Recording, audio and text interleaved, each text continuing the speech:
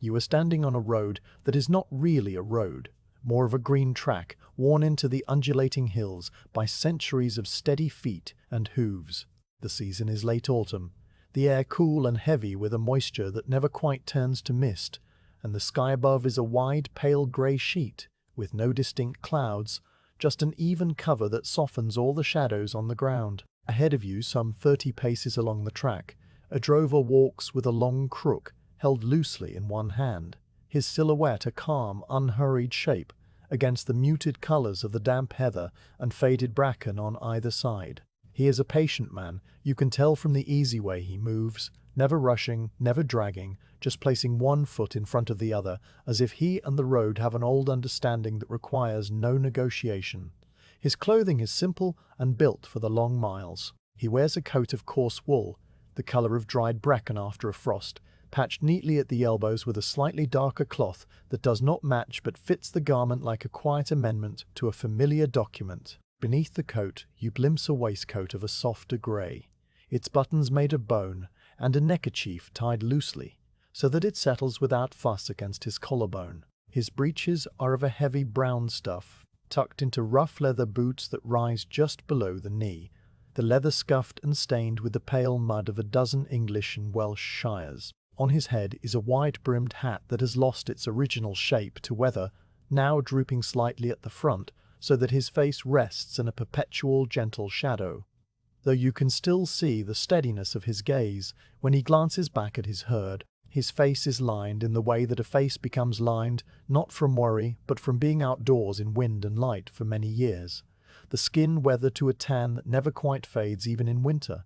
and his hands, one resting on the crook and the other swinging slowly at his side, are broad and dark, with the same patina of constant use. The drover's herd surrounds him and stretches behind him along the track, a slow-moving darkness of Welsh black cattle that seem to flow around the bends in the path like a single patient creature. There is no hurry in them either. They walk at the pace of grazing animals, a pace that is built into their bones, each step a deliberate placement of a cloven hoof on the hard-packed earth. The sound of their walking is a soft, constant backdrop to the quiet of the hills, not a clatter, but a muted shuffle and thud that you have to listen for, a sound that merges with the sigh of the wind in the coarse grass and the distant trickle of a hidden rill. The cattle are of the old black breed, sturdy and compact, their coats are deep charcoal that catches no light but absorbs it, making them look like moving shadows against the green and brown of the landscape. Their horns curve forward and then upward, pale-tipped and smooth, and they swing their heads occasionally to crop at a tuft of grass or to look sideways at a bird lifting from a gorse bush. And all the while the drover walks on, his crook tapping the ground every few paces, not as a command but as a kind of punctuation, a steady marking of time that keeps the herd together without words. You might find yourself drawn into the rhythm of this procession as you follow at a distance that feels both observant and unobtrusive. The road is an ancient drover's route that begins somewhere deep in the Welsh hills, where small farms and mountain pastures send their stock toward the markets of England. This particular track winds eastward, dropping out of the high uplands into the rolling border country, and eventually it will reach the Severn Valley and the long bridge crossings that lead to the fat pastures of the Midlands and the great London market at Smithfield. But all that is still many days and many nights away, and in this moment, with the light beginning to lower behind the hills, there is no thought of Smithfield, no thought of anything except the next safe place to rest the herd. The drover knows the road in his bones, knows every walled pound and every stream crossing and every toll gate between here and his destination. But tonight his mind is not on the full journey. It is on the immediate, on the colour of the sky and the feel of the air and the quiet signals his cattle are giving him as the afternoon begins its slow surrender to evening. The late autumn light has a particular quality at this hour, a thickening of the atmosphere that makes the distance seem soft and uncertain. The bracken on the hillsides has turned the colour of old rust, and the few trees you see, stunted hawthorns twisted by the wind, hold only a handful of yellowing leaves that tremble without sound. The drover's pace does not change, but you notice that he lifts his head a little more often now, scanning the way ahead with the quiet attention of a man who reads the land as another might read a familiar book. He is looking for the place, the walled pound that he knows should be around this next low ridge or the one after that. A rectangular stone enclosure built by drovers long before him for the purpose of holding cattle safely through the night. There is no urgency in his looking, only a gentle curiosity that comes from being part of this old rhythm, and you sense that even if the pound were farther than he remembered, he would simply keep walking until he reached it, his steady pace absorbing the extra miles without complaint.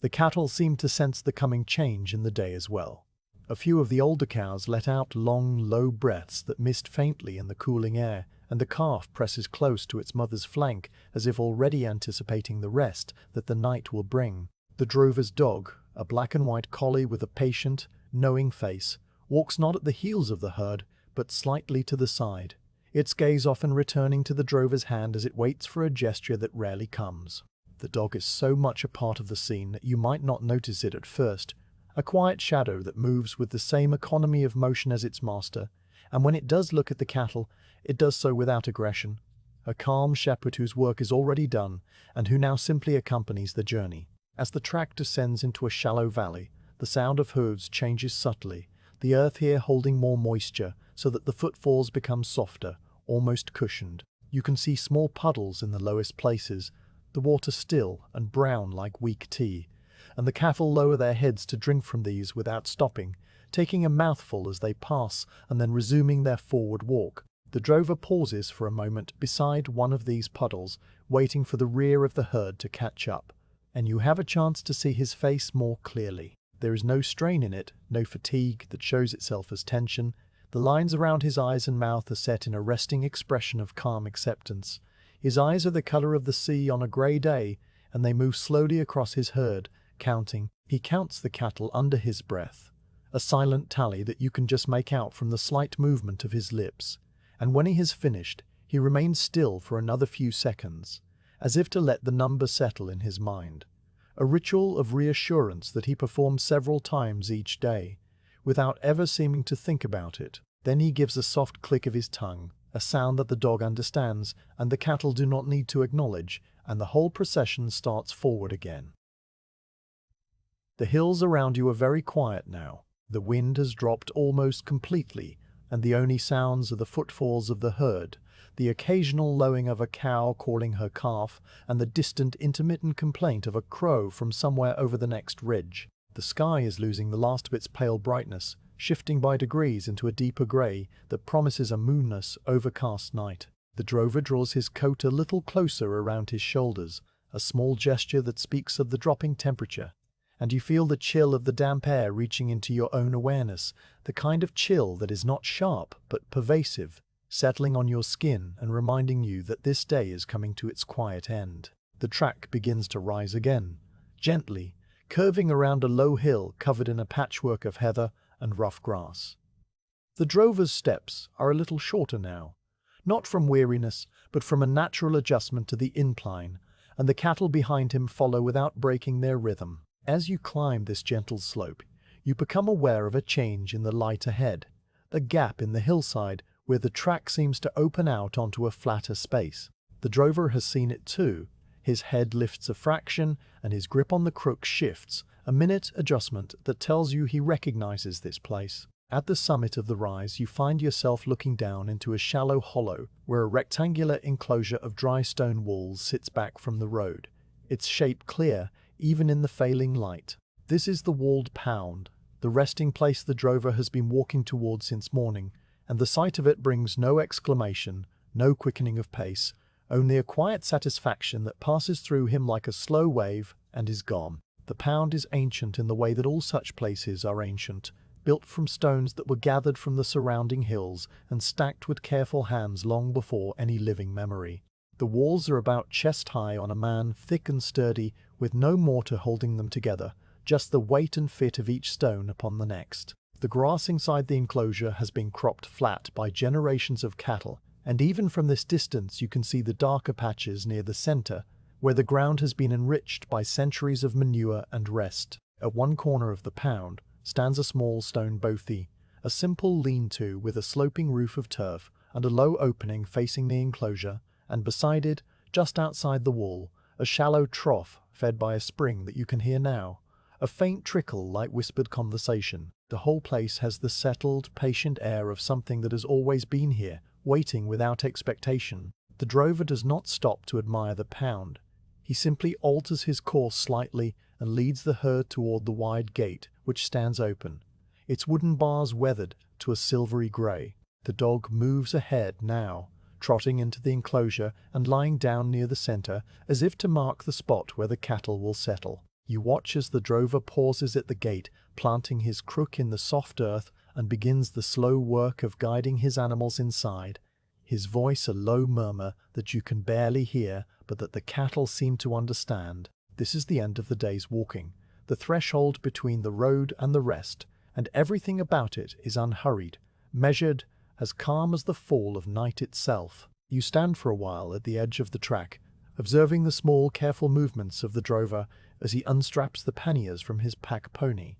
a sturdy grey animal that has followed the herd with the same patient step. The pony stands with its head low, one hind hoof tipped up so that only the toe rests on the ground, a posture of complete relaxation. The drover lifts the woven panniers down and carries them into the bothy, and you see him place a rolled woolen blanket on a flat stone shelf next to a small tin pot and a wedge of hard cheese wrapped in a cloth. Everything about this process is slow and deliberate, the motions of a man who has done this 1,000 times in 1,000 identical hollows and who has no need to rush. The light continues to fade as he works, the grey sky deepening into a soft charcoal, and the walls of the pound begin to change colour, the pale limestone taking on a faint bluish tint that makes the enclosure seem like a pool of gathering shadow. The cattle, once inside, spread out across the cropped grass and begin the process of settling themselves for the night.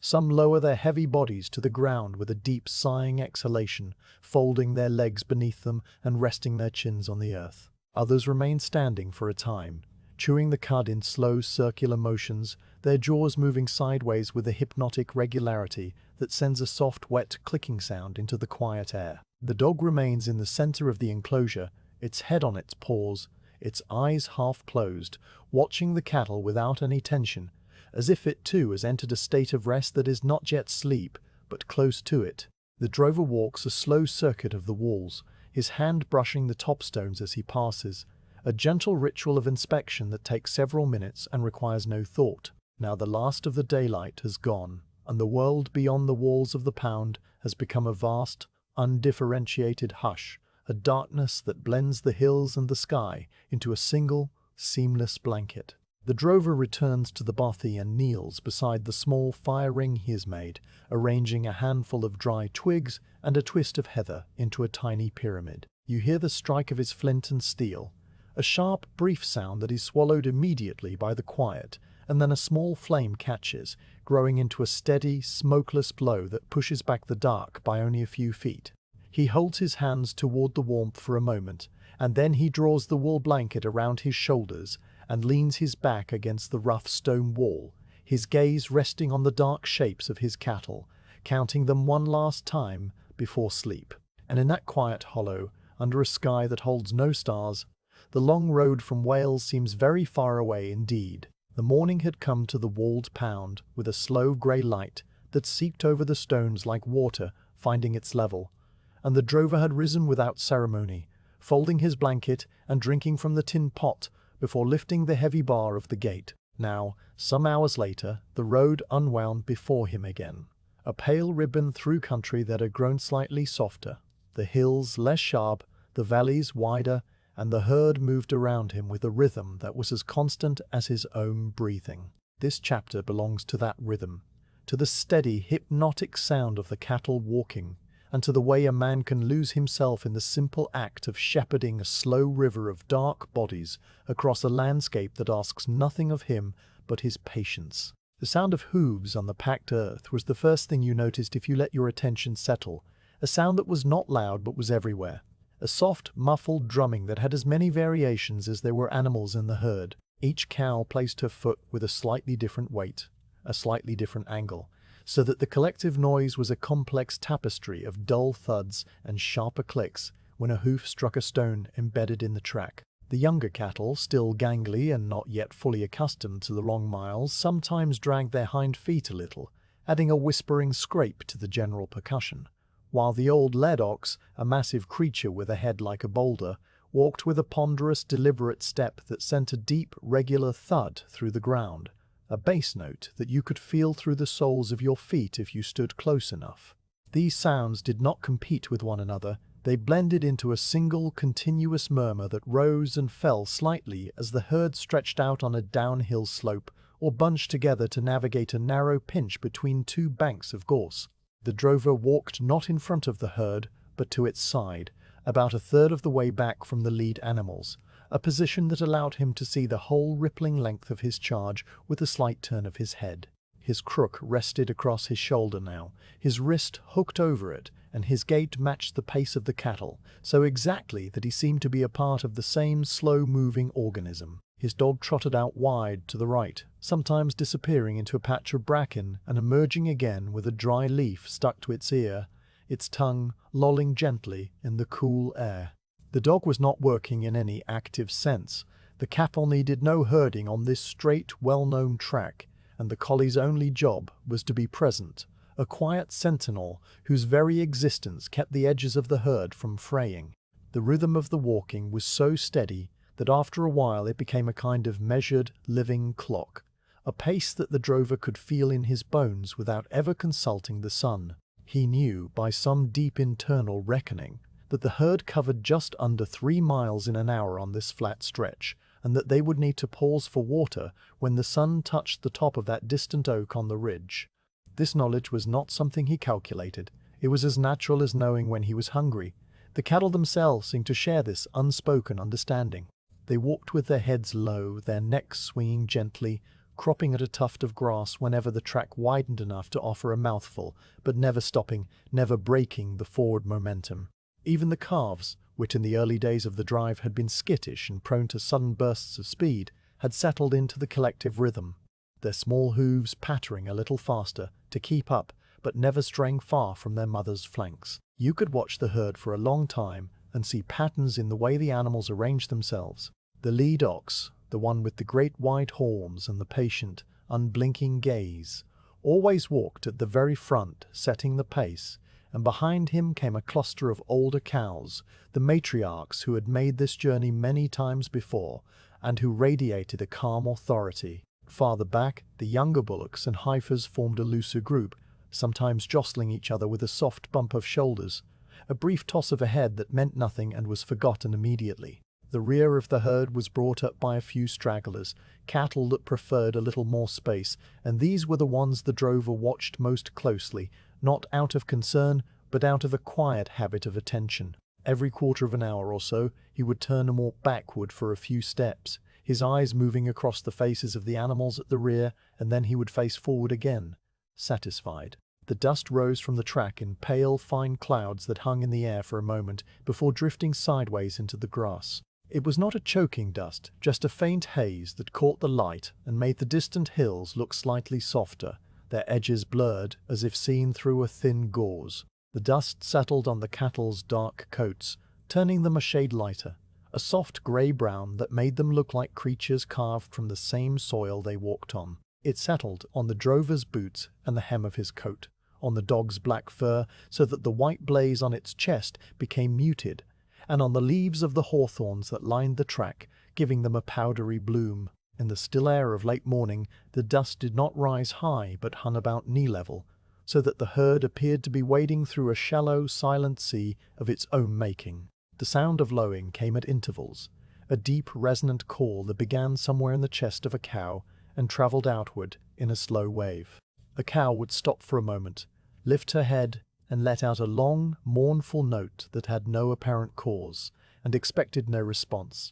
though sometimes a calf answered from farther up the line with a higher, thinner cry. These calls were not distressed, they were simply the voices of the cattle reaching out to one another, a way of affirming presence across the shifting spaces of the herd, and they added a melodic layer to the constant undercurrent of the hooves. Between these calls there were quieter sounds, the soft, wet clicking of a jaw as an animal chewed the cud while walking, the swish of a tail against a flank, the occasional snort that cleared dust from a wide nostril, and the gentle creak of the leather harness on the pack pony that followed a little way behind the drover. The drover himself made almost no sound. Once he hummed a few notes of an old Welsh air, a tune so faint that you might have mistaken it for the wind. But he stopped after a few bars, as if the humming had been an unconscious act, something his body did, without asking his mind. His attention was spread wide, taking in the whole herd at once, and at the same time it was focused on a quiet internal process, the silent counting that he performed over and over as the miles passed. His lips moved very slightly, forming numbers that only he could hear, and his eyes rested on each animal in turn, a steady tally that began at the lead ox and ended at the last straggler. He counted the cattle as a monk might count beads, not because he doubted their number, but because the repetition was a comfort, a small ritual that anchored him in the long, featureless stretches of the day. He might count them 20 times before noon, and each count was identical to the one before, and yet it never felt redundant to him. It was a thread that ran through the fabric of the walk, a way of marking time that had nothing to do with clocks. As the road crossed a shallow stream, the rhythm of the hooves changed again, becoming a series of splashes and gurgles as the cattle waded through the clear water. They drank as they walked, lowering their muzzles into the current and taking long, slow swallows, their throats moving visibly. The water was cold, fed by the high hills to the west, and it swirled around their legs, washing the dust from their hooves and leaving the stones of the stream bed clean and glistening. The drover crossed on a line of flat stepping stones just upstream, his boots making no sound on the wet rock, and the pack pony followed with the sure-footedness of an animal that had crossed 100 such streams. On the far bank the cattle shook themselves, a brief shudder that rippled from their shoulders to their tails, sending droplets of water into the air in tiny fleeting rainbows, and then they resumed their walking as if the interruption had never occurred. The sun had climbed higher now, though it remained a pale disk behind the thin overcast, and the temperature had risen just enough that the drover loosened his neckerchief and pushed his hat back a fraction of an inch. The landscape had opened out into a broad,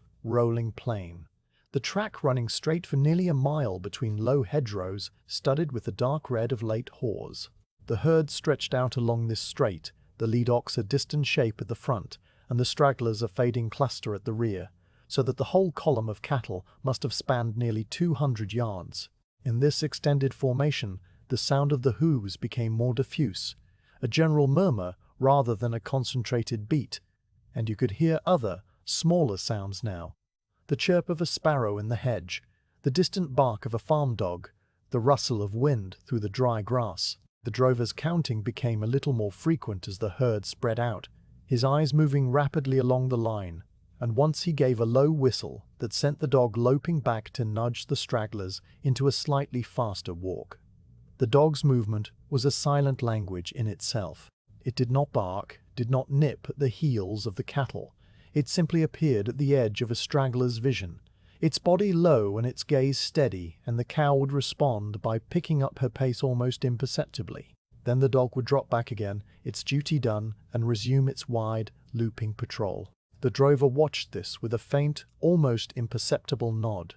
a recognition of the collie's work that required no words, and then his eyes returned to the front of the herd, his counting beginning again from 1. The rhythm of the herd was not just a sound, it was a feeling that seeped into the body of anyone who walked alongside it for long enough. The drover's heart seemed to beat in time with the slow thud of the lead ox's hooves, and his breathing fell into a pattern that matched the rise and fall of the distant hills. He was not aware of this, had never consciously noticed it in all his years on the road, but it was there nonetheless, a quiet synchronization that made the miles pass without fatigue. You could feel it too if you let your attention drift away from any single thing and rest instead on the whole moving picture.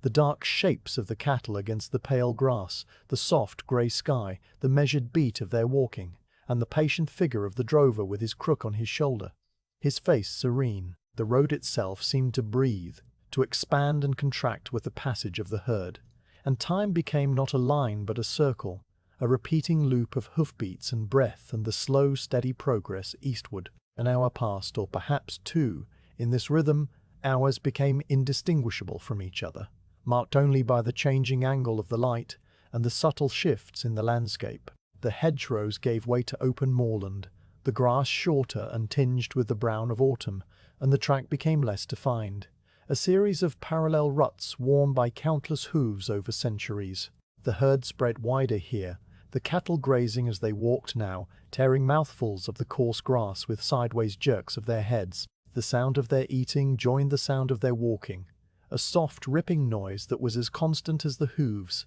but higher in pitch,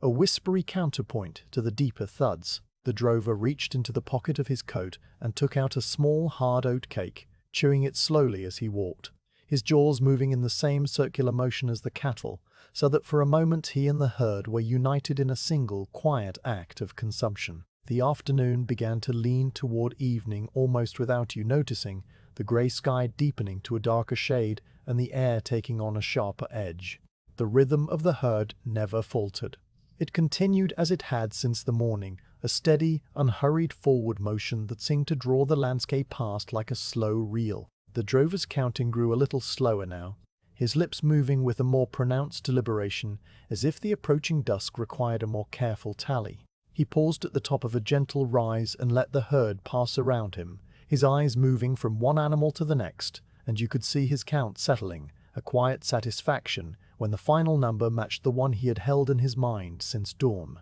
Then he turned and walked on, the last of the cattle ambling past him, and the sound of their hooves faded slightly, as the distance between him and the rear of the herd opened, only to close again as he quickened his pace, his boots finding the same worn ruts that the cattle had pressed into the earth. The track had been climbing so gently that you might not have noticed it at all, a gradual rise that asked no extra effort from the cattle and gave the drover no reason to alter his pace. But as the afternoon finally let go of its last pale light and the sky began the slow shift into dusk, you could feel the land changing shape around you, the slopes on either side drawing in a little closer, the way ahead hidden by a low, rounded hill that seemed to block the horizon. The drover walked toward this hill with the same steady stride he'd maintained since morning,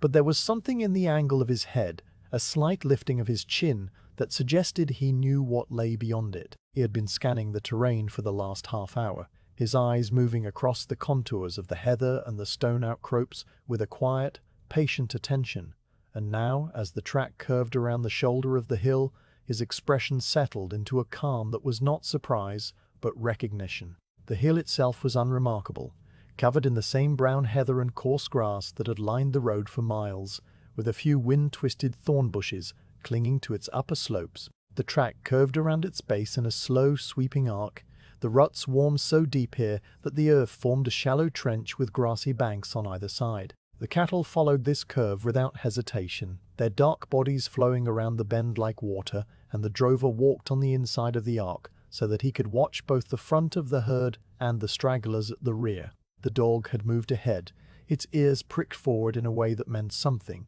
though it did not bark. And then, as the last of the herd rounded the curve and the view ahead opened out, the walled pound came into view, and everything about the day's long walking found its quiet conclusion. The pound sat in a shallow hollow just off the track, perhaps 200 paces distant now, a rectangular shape of pale grey stone that stood out against the darkening moorland with a clarity that made it seem almost luminous. It was not a dramatic sight, not a castle or a church steeple, but to the drover it was as welcome as any grand building, a place of safety and rest that asked nothing of him except that he arrive. The enclosure was built from the same limestone that littered the surrounding hills, each stone chosen and placed with a care that had survived decades of wind and rain and the rubbing of countless cattle flanks. The walls stood about chest high, thick and sturdy, with courses of stone that ran in roughly horizontal lines, the gaps between them left open so that the wind could pass through without resistance,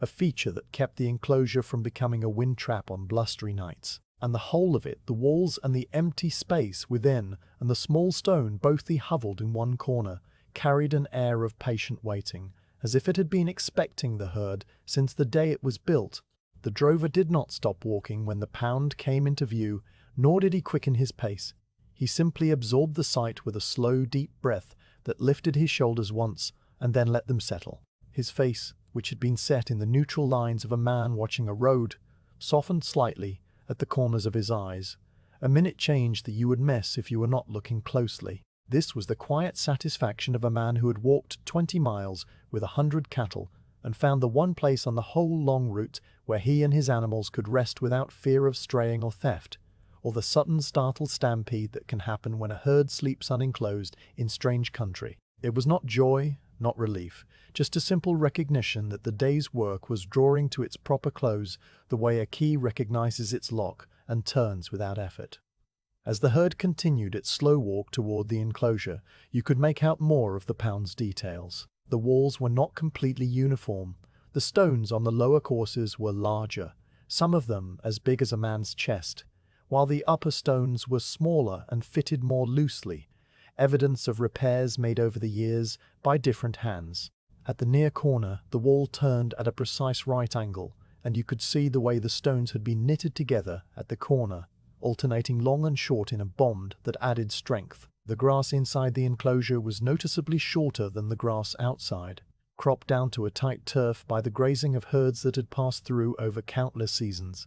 and its color in the fading light was a pale silver green, almost soft-looking, like a worn velvet cushion. A few darker patches near the center marked where the ground had been enriched by manure and the press of heavy bodies, creating hollows that held the memory of countless nights of rest. The gate was the widest part of the pound, a gap in the wall that faced the track and was framed by two stout posts of weathered oak, their tops rounded and split from years of exposure. The gate itself was a heavy construction of horizontal bars fixed to vertical end pieces, the wood grey and smooth where hands had pushed it open and closed 1,000 times. It stood slightly ajar, as the last drover to use the pound had left it, and a clump of nettles had grown up against the lower bar,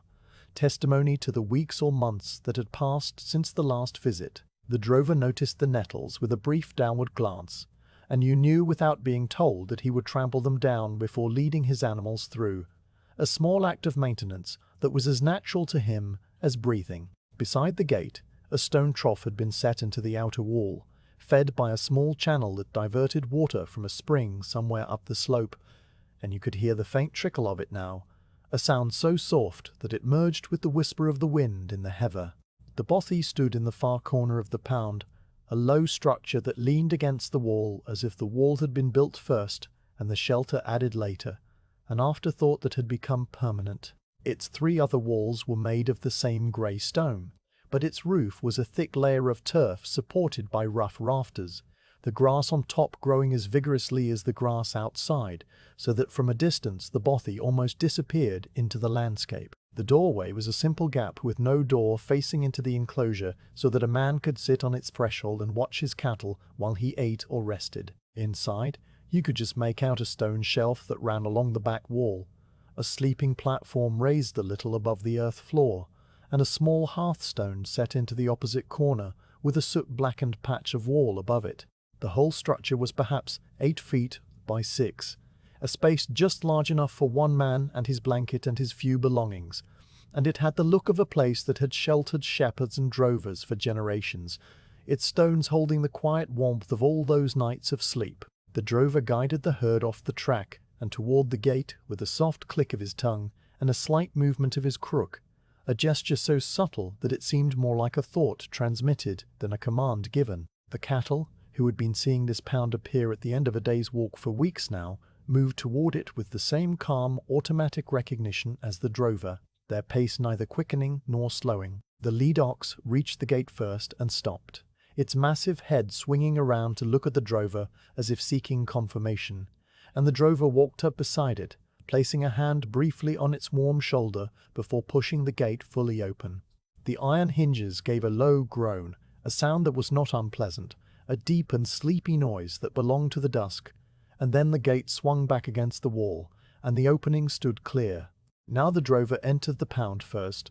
walking into the center of the enclosure and standing still for a moment while the cattle filed in around him. He did not need to direct them. The herd knew what to do, spreading out across the worn grass and beginning the slow process of choosing a place to lie down. Some of the older cows headed straight for the far wall where the turf was thickest, while others stopped near the trough, lowering their heads to drink before moving on. The calves stayed close to their mothers, the small hooves pattering as they followed, and the young bullocks stood in a loose cluster near the gate, watching the drover with the patient, incurious gaze of animals that had no expectation of anything beyond rest. The pack pony, unasked, walked into the bothy and stood in the doorway for a moment before backing out and lowering its head to graze on the short turf. The drover walked a slow circuit of the walls as the cattle settled around him, his eyes moving across the stones with the careful attention of a man who was checking the condition of a familiar shelter. He noted a few stones that had been dislodged,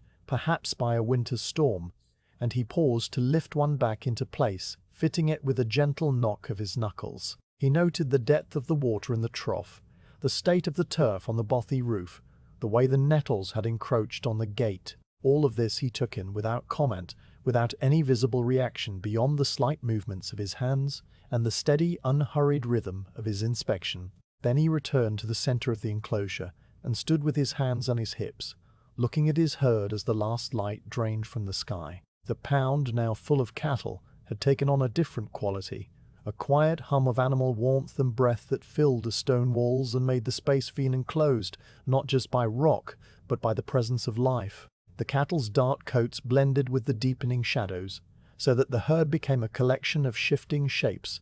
the pale tips of horns catching the last of the light like small scattered stars. The sound of their breathing was a soft, rhythmic whisper that rose and fell as one, and the occasional stamp of a hoof against the ground was a solitary punctuation mark in the long, flowing sentence of the dusk. Overhead, the sky had deepened to a blue-grey that held no color, and a single bat flitted across the open rectangle of sky above the pound, its movements quick and silent, a dark scribble against the fading light. The drover's quiet satisfaction had not left him. It had simply settled deeper, becoming less an emotion and more a state of being. He leaned his crook against the wall of the bothy and stood for a long moment with his back to the stone, his eyes moving from one end of the herd to the other. He was counting again, you could tell, his lips moving almost imperceptibly, and when he reached the final animal, he gave a very small nod, as if confirming an agreement that had been made long ago. Then he reached into his coat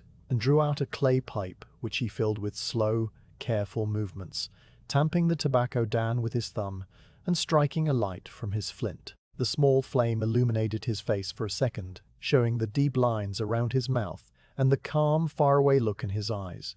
And then it was gone, replaced by the gentle, intermittent glow of the pipe as he drew on it. The smoke rose in a thin blue thread, curling upwards into the damp air, and the smell of it was earthy and sweet, mingling with the scent of cattle and crushed grass and the cool, clean breath of the moorland night. The pound was now fully absorbed into the dusk, its walls no longer pale but dark, blending with the hillside so that the enclosure was defined only by the absence of heather and the presence of the herd. The drover finished his pipe and tapped the ash out against the heel of his boot, then went to the trough and splashed water on his face and hands, a slow, deliberate washing that removed the dust of the road. The water was cold, and it left his skin tingling as he straightened up and looked at the sky, reading the coming weather in the texture of the clouds and the feel of the wind. Whatever he read there did not change his expression, which remained settled and calm, and after a moment he turned toward the bothy, where his blanket and his few provisions waited on the stone shelf. But he did not lie down yet. First he stood in the doorway of the little shelter, his shoulder against the jamb, and watched his cattle for a while longer, the night gathering around him like a familiar blanket,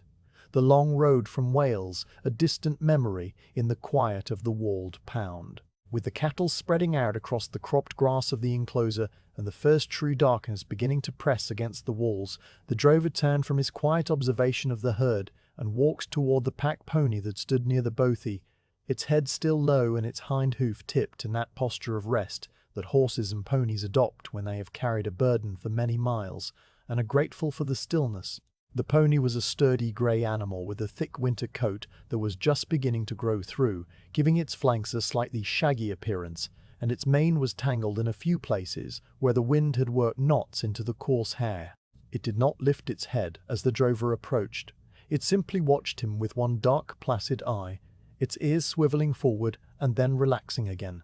a sign that it knew the routine as well as the man did and required no instructions. The drover placed a hand on the pony's neck, a brief, warm touch that served as greeting and reassurance, and then he began the slow work of unbuckling the straps that held the panniers across the animal's broad back. The panniers were a pair of deep baskets woven from willow withies, their color a mellow honey brown that had darkened over the years to a rich tobacco shade of the handles and wear points, and they were slung on either side of a padded wooden pack saddle that distributed the weight evenly across the pony's spine. The straps that secured them were lengths of thick leather, darkened with sweat and polish, their brass buckles green with age, but still moving smoothly on their pins when the drover pressed the tongues free. He worked without haste, his fingers finding each buckle in the fading light by touch as much as by sight, and the sounds of his labor were soft and unhurried.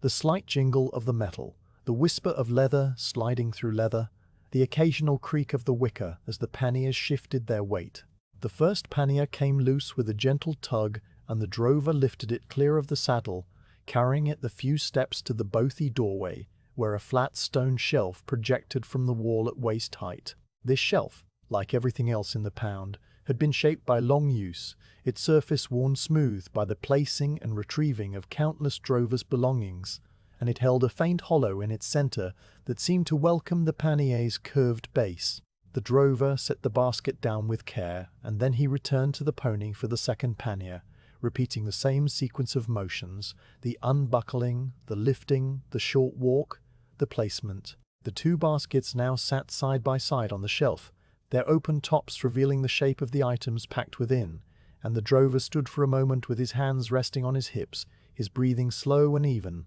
before he began to unpack them. From the first pannier he drew out a small cloth bundle, its fabric a faded blue check that had been washed so many times the pattern was almost lost. He untied the knot that held the bundle closed, his fingers moving with the patient precision of habit, and inside were several flat oatcakes, each one the size of his palm and the color of pale sand. These he set on the stone shelf next to the basket, stacking them neatly but without any fussy alignment. Beside the oatcakes he placed a wedge of hard cheese wrapped in a piece of coarse linen, the cheese a deep yellow-white that spoke of sheep's milk and long aging, its edges slightly crumbly where the cloth had rubbed against it. A small tin pot came out next, dented on one side from a fall long ago, but still perfectly serviceable, its interior stained a dark brown from repeated brewings of bitter moorland tea. The pot had a wire handle that folded flat, and the drover unfolded it now with a single absent-minded motion, setting the pot on the shelf so that it could be reached easily when he went to the spring for water. Then came a folded square of oilcloth the size of a handkerchief, inside which was a small lump of salt wrapped in a twist of paper, the salt a greyish colour from the minerals of the earth from which it had been evaporated, and this he placed next to the cheese without comment. The second pannier held the drover's bedding, a rolled woolen blanket of a dark, indeterminate colour, bound with two leather straps that he unbuckled with the same slow care he had used on the panniers. The blanket was thick and heavy, woven from the wool of the very sheep that grazed the hills he walked through, and it smelled faintly of lanolin and peat smoke from the many fires it had lain beside. He set the roll on the sleeping platform inside the bothy, not yet unrolling it, and then he reached into the pannier again to retrieve a small canvas sack that held a handful of oats for the pony, a spare length of hempen cord, and a lump of beeswax wrapped in a scrap of leather, which he used to waterproof his boots and soften the leather of the harness. Each item was placed on the shelf or on the floor of the bothy with a deliberateness that made the unpacking feel like a ritual, a slow, methodical settling into the space that transformed the bare stone shelter into a temporary home. The pack saddle itself needed to be removed, and the drover returned to the pony, undoing the girth strap that ran beneath its belly and catching the saddle as it slid sideways, the weight of it cradled easily in his arms. The pony gave a long, low sigh that made its whole body shudder, a shudder of pure animal relief, and then it walked a few steps away and began grazing the short turf with a quiet, rhythmic tearing sound. The drover carried the saddle into the bothy and leaned it against the wall near the doorway, its padded underside facing outward, and he hung the bridle on a wooden peg that some earlier user had hammered into a crack between the stones, the iron bit glinting faintly in the last of the light. The leading rope, a length of soft hemp that was smooth from handling, he coiled in a neat figure 8 and laid on the shelf beside the oatcakes, a small act of order that pleased some quiet part of his nature. Now the pony was free of its burden, and it rolled, dropping to its knees on the grass and heaving its body over, with a great flopping motion, so that its back pressed into the turf and its legs kicked briefly at the air. The drover watched this with the faintest suggestion of a smile pulling at the corner of his mouth, a smile that did not break the surface but remained somewhere beneath, like the memory of a pleasant thought half forgotten. The pony scrambled upright again, shook itself vigorously so that a cloud of dust and loose hair rose around it, and then continued grazing as if nothing had happened, its tail switching lazily against its haunches. The drover turned his attention back to his belongings, arranging the oatcakes in a slightly neater pile and checking the amount of cheese by lifting the linen and peering at it with an appraising eye. He was not worried about the supply, but a quiet calculation passed through his mind, an estimate of the days remaining until Smithfield and the number of meals that could be made from the food he carried. This calculation was so familiar that it required no conscious arithmetic, just a brief instinctual weighing of the cloth bundle in his hand and a glance at the cheese. Satisfied, he covered the food with the emptied pannier and straightened up, his back giving a small involuntary crack that he acknowledged with a slight roll of his shoulders before stepping out of the bothy into the open enclosure once more. The gate still stood open, its heavy wooden bars extending into the gathering dark, and the drover walked toward it now with the same measured pace with which he did everything. The nettles that had grown up against the lower bar caught at his boots as he approached, and he stopped for a moment, bending down to pull them up by the roots, shaking the earth from their pale, fibrous stems and tossing them over the wall where they would wither harmlessly. The task was done with no sign of irritation, just a quiet tidying of the threshold, a small act of maintenance that kept the pound in good order for the next man who came this way. When the nettles were cleared, he grasped the edge of the gate with both hands and began to swing it closed, the iron hinges uttering their low, mournful groan as the wood moved through its arc, a sound that seemed perfectly suited to the deepening dusk,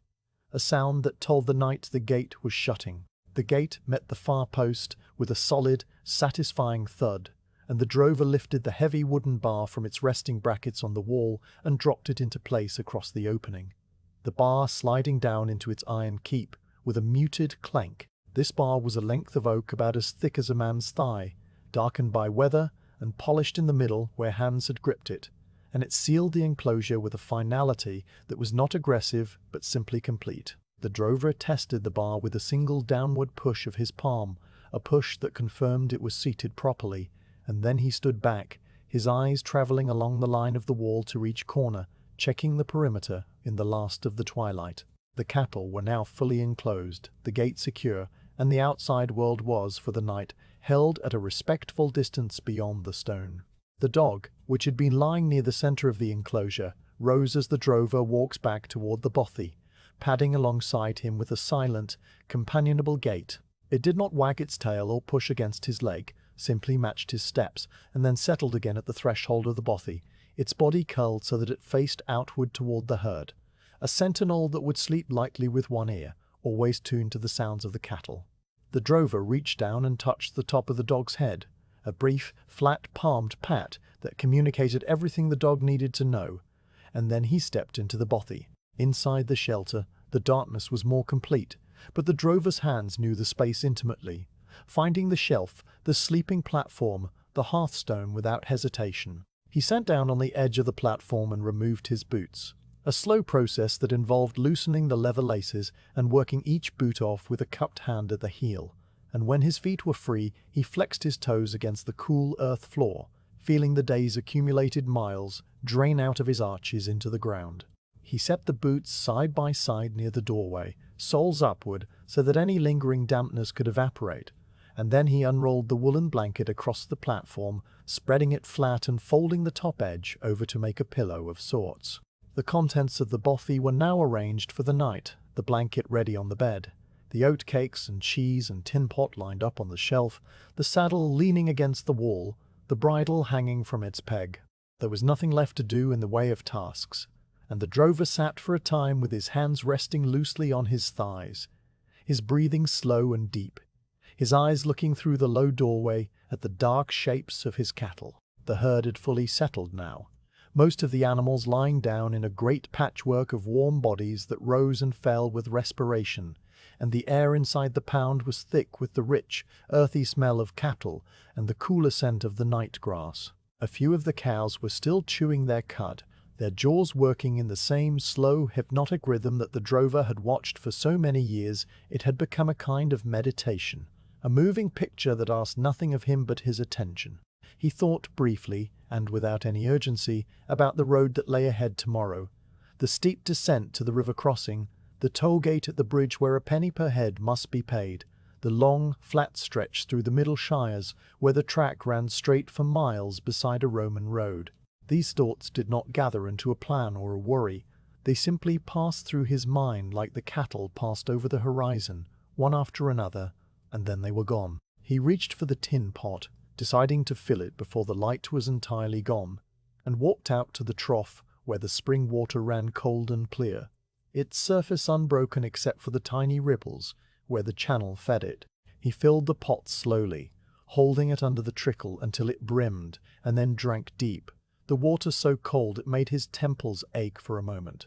A sharp, pleasant sensation that woke him slightly before the tiredness settled back in again. Back in the bothy, he set the pot on the shelf and took one of the oatcakes, breaking off a small piece and eating it slowly, his jaws moving in the same circular motion as the cattle. The oatcake was dry and bland, the mildest possible sustenance, and he chewed it thoroughly before swallowing, then broke off another piece. He ate perhaps half the cake and a small sliver of the cheese, washing it down with more water, and then wrapped the remains in the cloth and set them aside for morning. The meal was not a feast, not even particularly satisfying in a flavorful sense, but it filled the quiet hollow in his stomach and gave his body the fuel it needed to sleep and wake and walk again,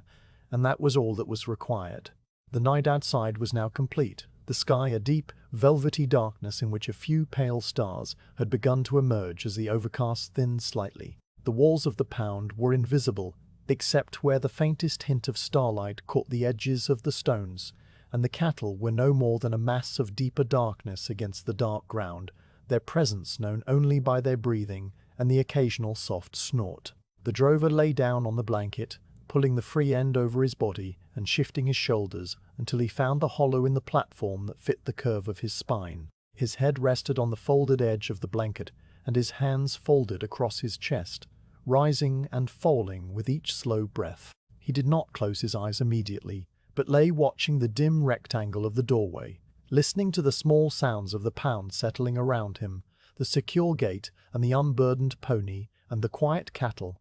a steady, comforting presence that wrapped him as securely as the blanket itself. The gate was closed now, the heavy bar seated in its iron keep, and the drover stood for a long moment with his back to the bothy and his face toward the enclosure, watching his herd as the last light drained from the sky and the walls began their slow transformation from grey to something deeper. The cattle, no longer strung out along a track but gathered into this rectangle of stone and turf, were beginning the quiet work of resting, a process that required no guidance from the drover and yet drew his attention entirely, the way a calm sea draws the eye of a sailor who has known rough water and values the stillness. He leaned his crook against the bothy wall and walked a few steps into the centre of the pound, his boots making no sound on the close-cropped grass. And there he stood, a still figure among the slowly moving shapes of his animals, his hands hanging loose at his sides. The herd was spreading out with a gentle, organic drift, each animal finding a space that suited its temperament and its place in the unspoken order of the group. The lead ox had already lowered itself onto the ground near the far wall, its great body folding down in stages, first the front knees bending with a heavy, deliberate grace, then the hindquarters tilting forward, and finally the whole massive weight settling onto the grass with an exhalation that seemed to empty the creature of the day's walking. Its head remained upright for a while, the horn sweeping back against the darkening sky, and its jaw moved in a slow, grinding rhythm as it began to chew the cud, a sound so soft that it was more a feeling in the air than a distinct noise. Around the ox, the older cows were arranging themselves in a loose semicircle, their bodies angled inward as if around an invisible fire, and they too were sinking to the ground one by one, their movements unhurried and synchronized without being coordinated. a quiet choreography of rest. The younger cattle took longer to settle, as they always did. The bullocks and heifers wandered in small eddies across the enclosure, pausing to nose at a tuft of grass, stepping sideways when a larger animal moved too close, their hooves lifting and placing with a slight, nervous quickness that the drover recognized and ignored. They would settle soon enough, he knew. The dark and the cool air and the presence of the older animals would calm them, just as it had calmed every young beast on every night of every drive he had ever made. One heifer, a small black animal with a white star on her forehead, walked a full circuit of the walls, her nose nearly touching the stones, as if she were reading the scents left by the herds that had rested here before, and the drover watched her with a quiet, patient gaze, making no move to intervene. She would find her spot, and she did, eventually lowering herself beside a thick-bodied cow that turned her head and licked the heifer's ear with a slow, rasping tongue, a gesture of reassurance that was as old as cattle themselves. The calves were the last to lie down, as they had been the last on every evening since they had left the Welsh pastures. They stood beside their mothers with their small hooves planted wide, their heads lifted and their ears swiveling at every small sound, their dark eyes catching the last light like polished jet. One calf let out a thin, questioning cry, and its mother answered with a deep, rumbling low that vibrated through the ground, a sound that seemed to loosen something in the calf's small body so that its legs folded beneath it, and it sank into the hollow between its mother's forelegs and her warm, breathing side. The drover's face, barely visible in the dusk, held a quiet satisfaction as he watched this, a satisfaction that was not pride, but something closer to confirmation.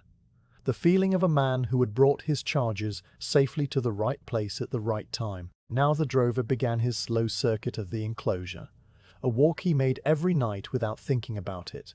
a walk that served to check the walls and the animals and to mark the transition from the road to the night. He moved along the inside of the wall, his shoulders sometimes brushing the stones, his eyes traveling across the herd with a calm, appraising attention. He counted as he walked, the numbers moving silently on his lips, and when he reached the corner where the wall turned, he paused to look back at the whole dark mass of the herd, his tally complete and correct. Then he continued along the short wall, past the bothy where the dog lay curled, its eyes reflecting the faint starlight with a greenish gleam,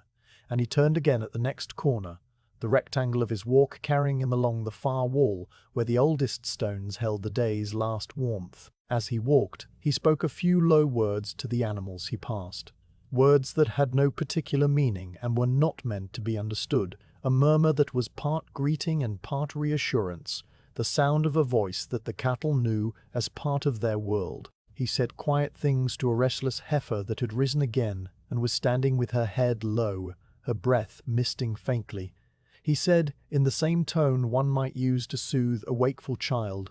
that the night was calm and the grass was good, and there was nothing beyond the walls that could trouble her. She did not understand the words, but the sound of his voice was a familiar thread in the dark, and after a moment she lowered herself again, folding her legs with a heavy sigh that seemed to release some tension the drover had not noticed until it was gone. He reached out as he passed a big black steer with a scarred shoulder, touching the animal's flank with a flat palm,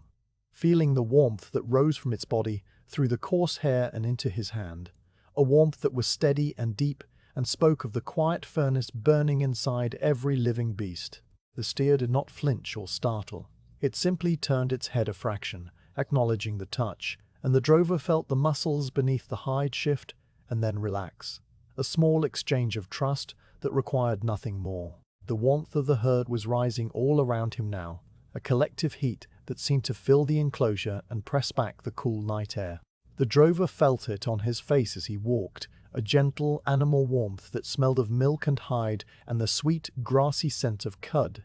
and he was grateful for it without ever forming the thought. The way a man is grateful for a fire he does not consciously notice. The heat of the cattle was a living blanket that made the stone walls seem less cold and the darkness less empty, and it wrapped around the drover as he completed his circuit and returned to the center of the pound, where he stood still and let the waves of warmth and breath wash over him. The darkness was now almost complete, the sky a deep velvety blue-black in which the stars had multiplied and sharpened. The walls of the pound, which had been pale grey when he arrived, were turning a colour that was not grey and not blue, but something in between, a cool, shadowed hue that made the stone seem softer, less solid, as if the enclosure was dissolving into the night rather than standing against it. The individual stones were losing their edges, merging into a continuous band of darkness that wrapped around the herd like a quiet thought, and the gaps between them were invisible now,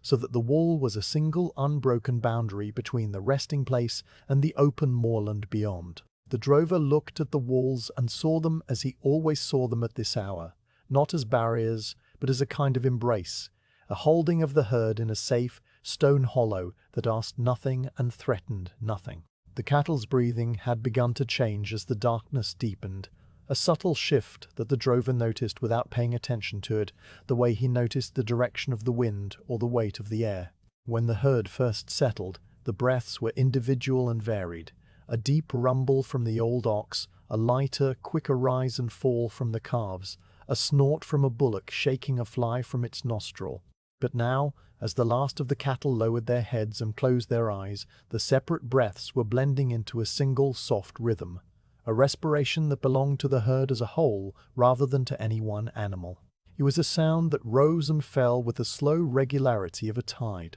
a quiet, oceanic whisper that filled the pound and spilled over the walls into the silent moor, and it was as steady and as natural as the wind in the heather or the trickle of the spring into the trough. The drover stood in the centre of this breathing, feeling it pass around him and through him, and his own breathing began to match it without any conscious effort. His chest rose and fell at the same slow pace as the herd, and the boundary between himself and his animals grew thin, a faint line that shifted with each exhalation. He was not the drover, and they the cattle in this moment. They were simply a collection of living things resting together in a stone hollow under a vast indifferent sky, and the long road from Wales and the distant market at Smithfield were abstractions that belonged to another world, a world of daylight and movement and the counting of pennies at toll gates. Here in the deep blue dark of the pound, there was only the breath and the warmth and the quiet, and the drover let himself sink into this quiet, with a slow, unfolding relaxation that began in his shoulders and spread downward through his spine and into his legs, loosening muscles that had been clenched for miles without his knowledge. He walked one more slow circuit, his last of the night, his hand trailing along the wall and his eyes moving across the dim shapes of his cattle. He stopped beside the trough, where the water ran clear and cold from the spring, and he cupped his hand and drank a small mouthful, the cold shocking his teeth for an instant before it warmed in his throat. The water tasted of stone and earth and the high, clean hills from which it came, and he swallowed it slowly, watching the reflection of a single star shiver in the trough's dark surface. Then he straightened and turned toward the bothy, where the dog raised its head and thumped its tail once against the ground, a quiet greeting that asked nothing. The drover touched the dog's head as he passed, a brief, gentle pressure, and then he stepped into the low doorway and settled himself on the blanket, his back against the wall and his eyes on the dark shapes of his herd, still breathing their single slow rhythm in the deep blue night. The stone walls, now fully lost to shadow, were no longer visible except as a faint, darker line against the stars,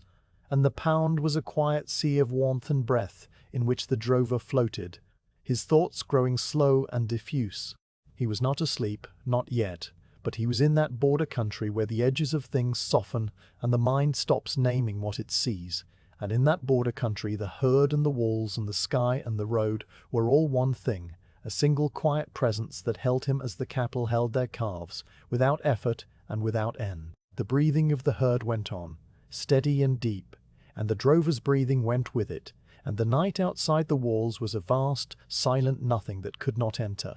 and the pound was full of a peace that had no name. The cattle had settled into their deep, slow-breathing rest, and the drover had completed his final circuit of the walls, his hand touching the cool stones and his eyes moving across the dark, quiet shapes of the herd. Now he stood near the corner of the pound where the spring-fed trough held its shallow pool of clear water, and he became aware, in the way that a man becomes aware of a small need after a larger one has been satisfied, that he was thirsty. The walk from the last stream crossing had been long, and though he had drunk sparingly from the waterskin slung on the pack pony, the dry taste of road dust lingered at the back of his throat,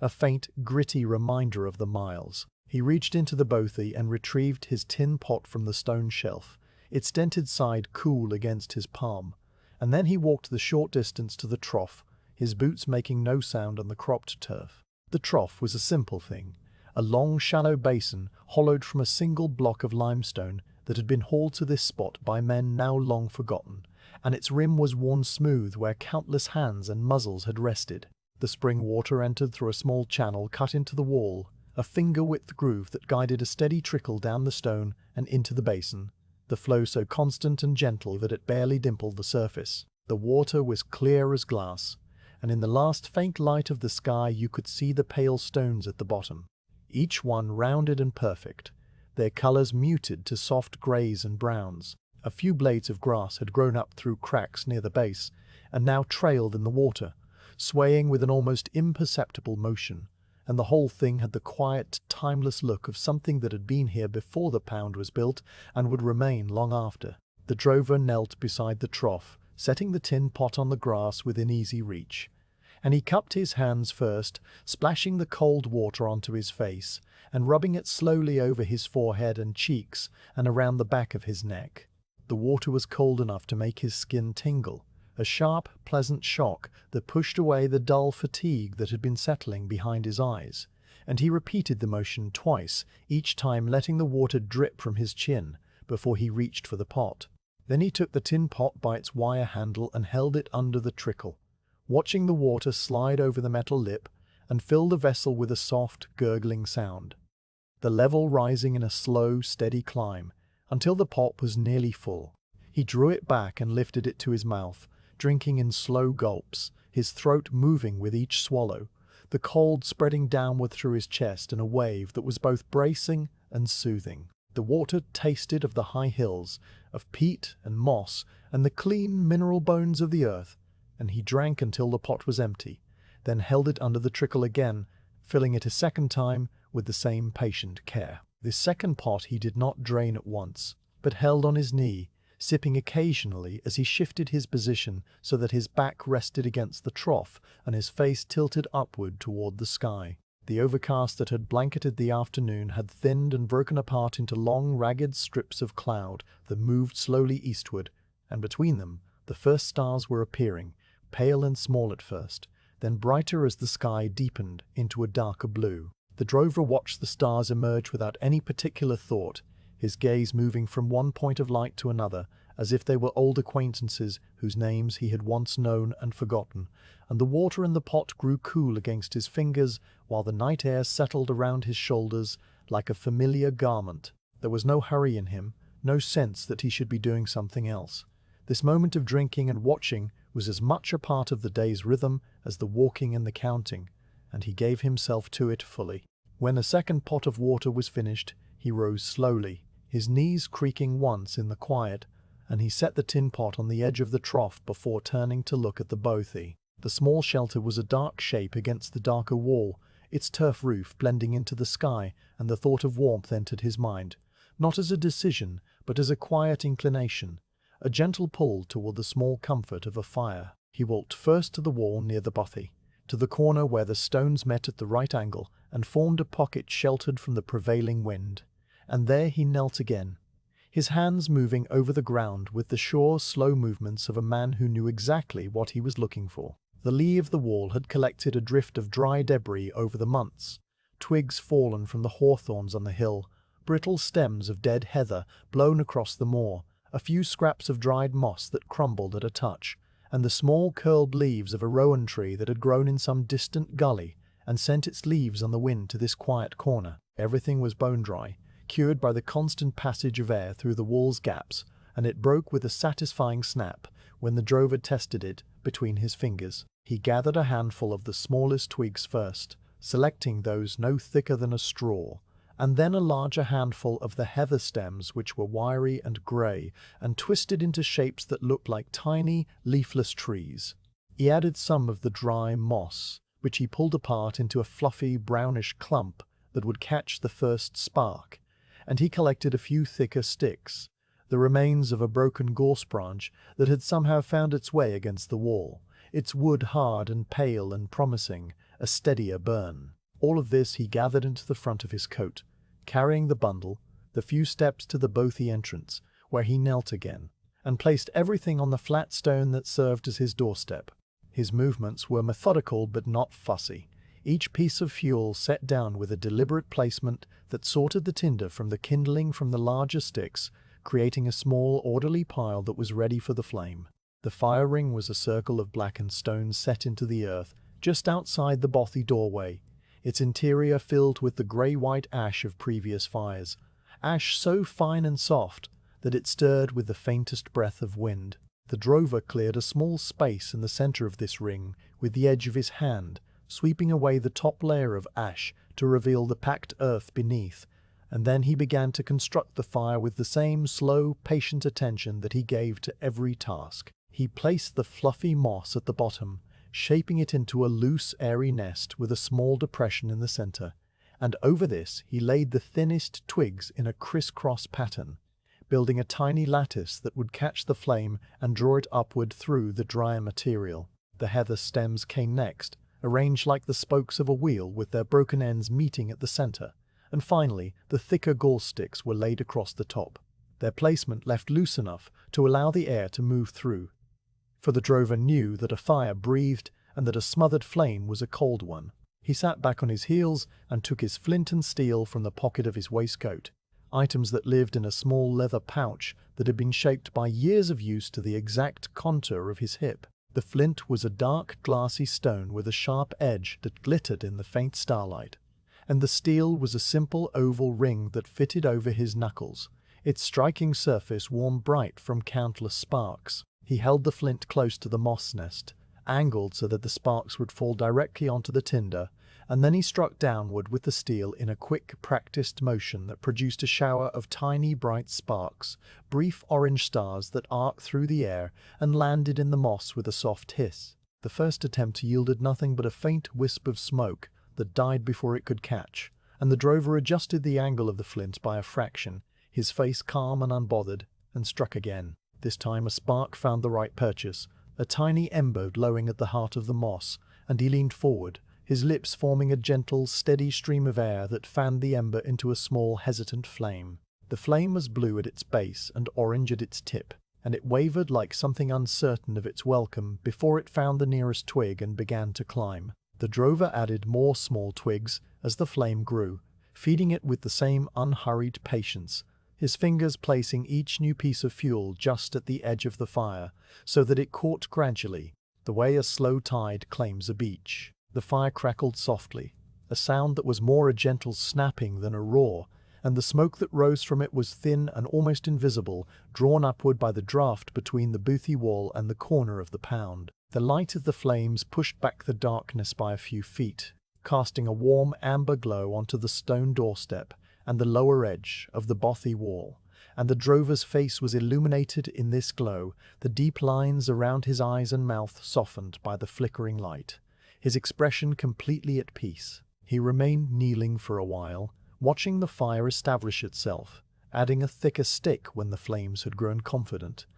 and then he sat back onto the rolled blanket inside the bothy doorway, his back against the wall and his hands resting loosely on his knees. With the fire burning steadily, the drover turned his attention to his meal, reaching for the cloth bundle that held the oat cakes and the small wedge of cheese. He untied the knot slowly, the fabric falling open to reveal the pale round cakes stacked neatly, and he took one out, holding it in his palm for a moment to feel its dry, slightly rough surface. The oat cake was about the size of his hand, its edges uneven where the dough had been pressed flat and baked on a griddle stone back in the Welsh farm kitchen that seemed so far away now, and it smelled faintly of toasted grain, a plain and honest smell that promised nothing more than sustenance. He did not eat it cold, for the night was cool and the fire offered a small opportunity for warmth, so he found a thin, flat stick among the unused kindling, a piece of ash wood that had been stripped of its bark by weather, and he pushed one end of the stick through the edge of the oatcake,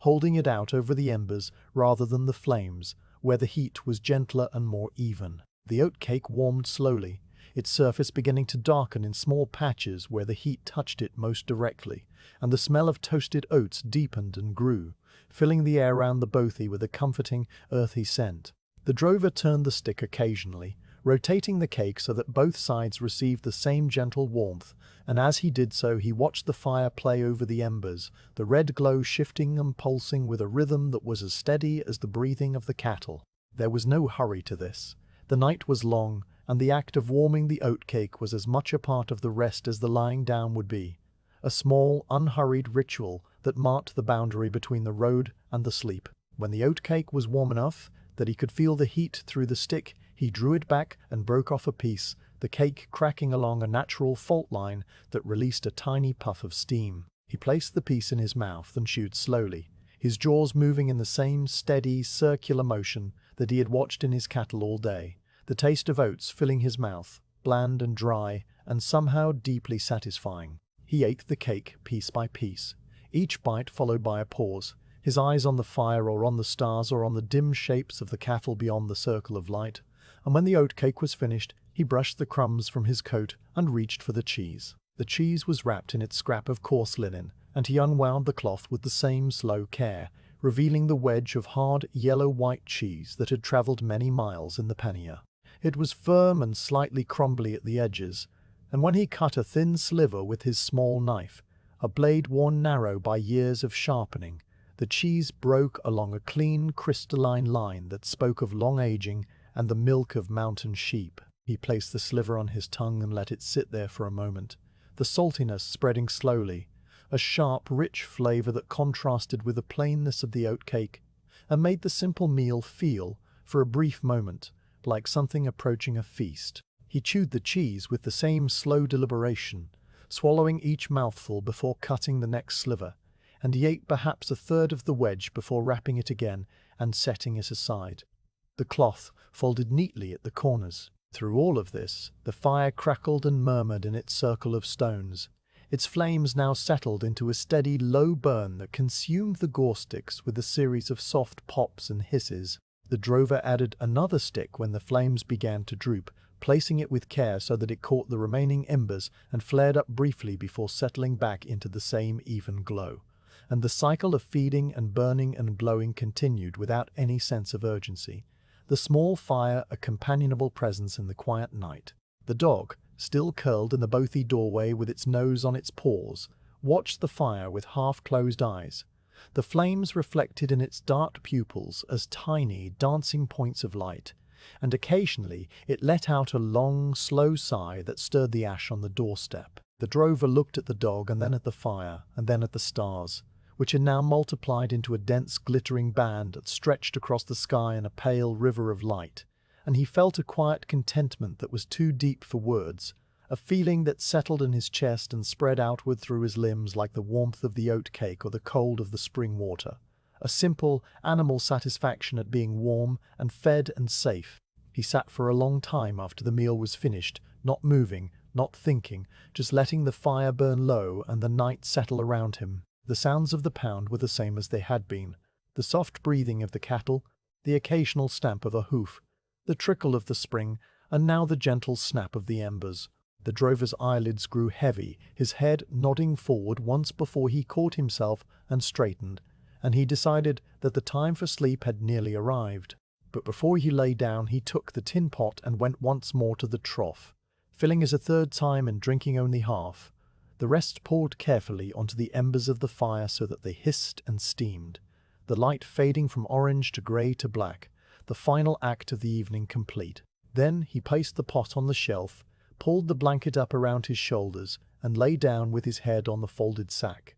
the soft crackle of the dying fire still echoing in the stones as the last thin wisp of smoke rose into the star-filled sky and vanished. The fire had dwindled to a dark circle of cooling ash, and the last thin wisp of smoke had risen into the stars and dissolved, leaving the air around the bothy clean and sharp and entirely still. The drover lay on his blanket with his head on the folded sack, his body sinking into the hard but familiar ground, and the dog remained curled in the doorway, its breathing slow and even, its ears twitching occasionally at sounds too faint for a man to register. Inside the enclosure, the cattle were motionless, a sea of dark shapes that rose and fell with the quiet tide of their respiration, and beyond the walls, the vast open moorland had entered its deepest night. A silence so profound that it seemed to have a texture, a heavy, velvety hush that pressed gently against the ears and muffled all the sharp edges of the world. This was the hour when the pound became an island, a small rectangle of warmth and breath and animal presence floating in an ocean of darkness, and everything that happened outside its walls was distant, softened, and barely perceived. The first sound that reached the drover as he lay suspended on the edge of sleep was the call of an owl, a long, trembling note that rose and fell in the darkness somewhere out on the moor beyond the far wall. The sound had a hollow, questioning quality, as if the bird were asking the night a question that had no answer, and it hung in the air for several seconds before fading into the silence, leaving a faint echo that seemed to travel across the hills and then disappear into the greater quiet. The drover did not stir, for the owl was a familiar presence on these autumn nights, a voice that belonged to the landscape as much as the wind or the trickle of the spring, and its call was not a disturbance but a part of the vast, slow rhythm of the dark hours. A few moments later, a second owl answered from much farther away, its call fainter and shorter, and then a third joined in from somewhere to the east,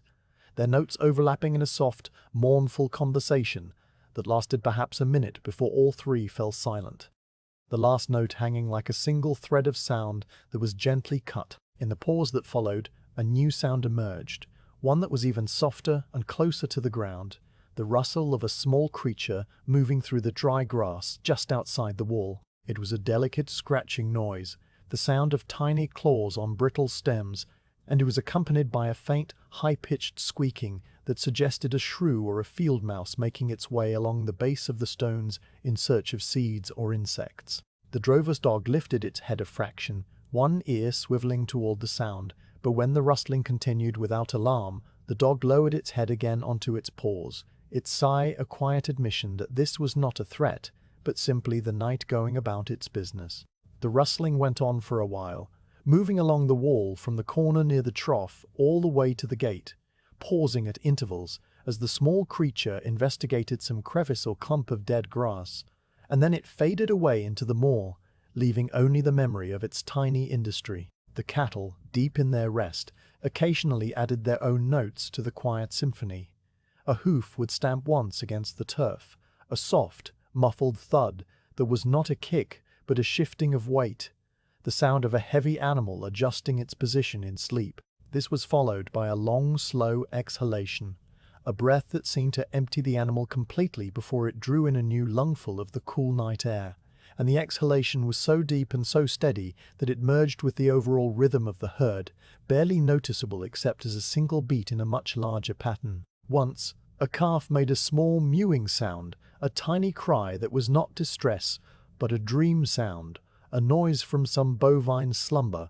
and its mother answered with a low, rumbling murmur that did not wake either of them, their voices threading through the darkness without breaking the surface of their sleep. The drover, still hovering in that borderland between waking and rest, registered these sounds as one registers the ticking of a clock in a far room, aware of them, but not disturbed by them. Above the pound, the sky had cleared completely. The last shreds of cloud pulled away to the east by a slow, high-altitude wind that did not reach the ground. The stars were now at their brightest, a dense, glittering field of light that stretched from horizon to horizon, and the Milky Way was a pale, glowing river that ran directly above the enclosure, its edges soft and diffuse. The drover, if he had opened his eyes, would have seen this river of stars through the low doorway of the bothy, but his eyes were closed now, his breathing deep and regular, and the starlight fell on his face with a gentleness that was too faint to notice, a cool silver touch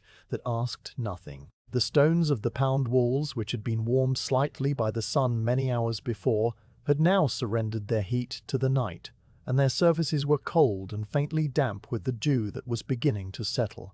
a fine, invisible moisture that gathered on every blade of grass and every leaf of heather on the moor, coating the world in a silent, glistening film. The spring continued its quiet work at the trough, the water trickling through the stone channel with a sound that was less a noise and more a presence, a continuous liquid whisper that had no beginning and no end. It was a sound that the drover had heard every night of the journey, and it had become for him a kind of anchor, a thread of consistency that ran through all the different pounds and hollows and resting places, the same water and the same trickle, no matter where he laid his head. The trough itself was now rimmed with dew, and the water in the basin was so still that it reflected the stars above in perfect miniature, a small square of sky captured in stone. A bat flitted across this reflected sky once, a swift, dark shape that disturbed the surface for an instant before the ripples settled and the stars returned, and then the bat was gone,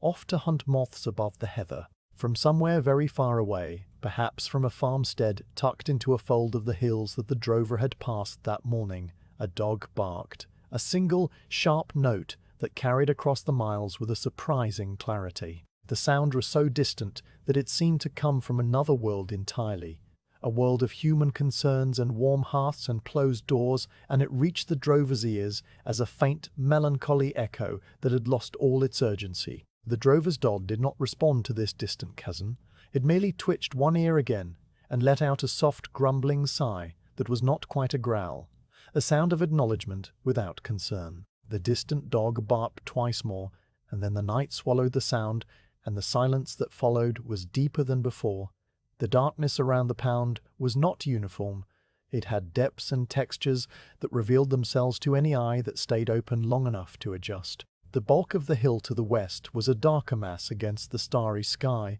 its outlines soft and rounded, while the flat moorland to the east was a slightly lighter grey, the starlight catching the pale tips of the heather and the silver sheen of the dew. The track that the herd had followed, now invisible as a distinct path, was a subtle indentation in the landscape, a slight hollow that gathered the darkness more thickly than the surrounding ground,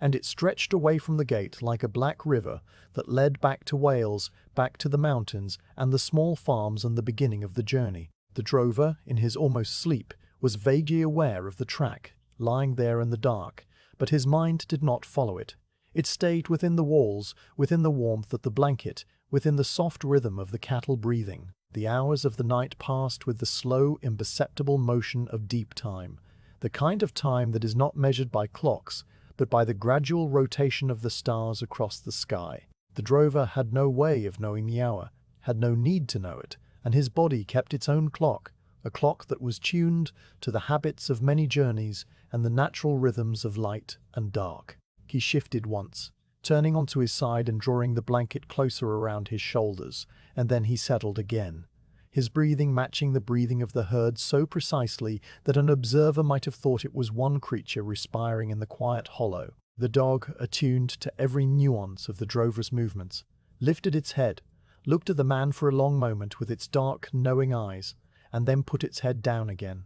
its tail giving a single soft thump against the earth. The dew continued to settle, heavier now, so that the stones of the wall began to glisten faintly in the starlight, each one outlined in a thin, wet line along its upper edge. The grass inside the enclosure was no longer dry, but cool and damp, and the cattle's coats, which had been dusty from the road, were now beaded with moisture, the tiny droplets catching the starlight and making the dark hides shimmer with a faint, diffuse glow. A cow shifted in its sleep, its heavy body rolling slightly so that one horn touched the earth, and the movement sent a tiny cascade of dew from its flank onto the grass, a sound so small that it was lost immediately. The herd's warmth, still rising from their bodies, created a faint mist just above their backs, a thin, translucent layer of vapor that hovered and eddied in the still air, and this mist caught the starlight too, so that the whole enclosure seemed to be filled with a soft, silvery haze, a quiet, dreamlike light that made the pound feel like a place between worlds. The drover, now fully asleep, did not see this haze, or the glistening walls, or the silent wheeling stars, but his sleeping mind received the peace of these things without translating them into images, absorbing them as a kind of nourishment that required no digestion. His face, relaxed in slumber, had lost the deep lines of concentration and the quiet watchfulness of the waking hours, and it had become smooth and young-looking, the face of a man who had set down a burden that he did not even know he carried. His hands, still folded loosely on his chest, rose and fell with his breathing, and his boots stood side by side near the doorway, soles up, drying slowly in the cool air. The oatcakes and cheese and tin pot sat on the shelf, orderly and patient, and the pack saddle leaned against the wall, its leather straps curled like sleeping vines. Outside, the night went on, vast and indifferent and profoundly calm, and the pound held its quiet cargo of cattle and man and dog in a gentle stone embrace. The owl called once more, a single abbreviated note that was cut short as if the bird had thought better of it. And then even that small sound ceased, and there was only the breathing, the trickle, the dew, and the million silent stars. The road from Wales, the long miles to Smithfield, the toll gates and the river crossings and the counting of pennies, all of it was suspended, held in abeyance by the darkness. And the only reality was this small rectangle of rest, carved out of the endless moor, where time had slowed to a near stop, and the world was nothing more than a quiet rhythm in the deep circle of the night. The deep stillness of the night had settled over the walled pound so completely that even the small sounds of the cattle and the trickling spring seemed to be part of the silence rather than interruptions to it, and the drover lay on his blanket with his eyes open now, staring at the low stone ceiling of the bothy that was barely visible in the darkness. Sleep had come close to him, had brushed against him with its heavy, soft wings, and then had drawn back again, leaving him in a quiet, floating state that was not wakefulness but not slumber either, a calm borderland where the mind loosens its grip on the immediate and begins to drift like a boat untied from a dock. His body was heavy and warm beneath the wall blanket, his muscles slowly giving up the day's tension, and his thoughts, which had been disciplined and focused through the long miles of walking, were beginning to wander in a gentle, unforced way, moving from one thing to another with no urgency and no destination. The first image that came to him, swimming up out of the dark without being summoned, was the road itself. The long track that stretched behind him all the way back into the Welsh hills from which he had started so many days ago. He saw it not as a line on a map, but as a series of remembered places, the steep, rocky ascent out of the upper valley where the herd had bunched together and the older cows had paused to rest without any signal from him, the broad, grassy shoulder of the mountain where they had stopped to let the calves nurse, the shallow ford where the water had been higher than expected and the cattle had balked at the edge until the lead ox had stepped in with his great, slow courage, and the rest had followed. These places passed through his mind in a quiet parade, each one distinct and yet blending into the next, and he felt no emotion about them, no nostalgia or weariness, just a simple acknowledgement that they existed and that he had walked them. The road behind him was long, but it did not feel like a burden. It felt like a river that had carried him to this place, this pound, this moment of stillness. Then his thoughts turned, as they often did at this hour, to the road ahead, the miles still to be walked before the herd reached the great market at Smithfield. He pictured the next day's route with the same quiet, patient attention that he used when counting the cattle. The steep descent to the river valley where the track narrowed between high banks of gorse, the old stone bridge that was just wide enough for the herd to cross in single file, the toll gate on the far side where a man with a leather purse would count the animals and ask for a penny per head. The drover knew the toll keeper by sight, a thin, grey-haired man with a cough that never quite healed, and he knew that the man would be sitting on his three-legged stool by the gate with his ledger on his knee and his dog at his feet, just as he had been sitting every autumn for the last 10 years. There was no anxiety in this knowledge, no calculation of whether the coins in the drover's purse would be sufficient, for they were, and they always had been. The toll gate was simply another landmark, another fixed point in the long, slow journey, and his mind rested on it for a moment as a foot might rest on a stepping stone in the middle of a stream.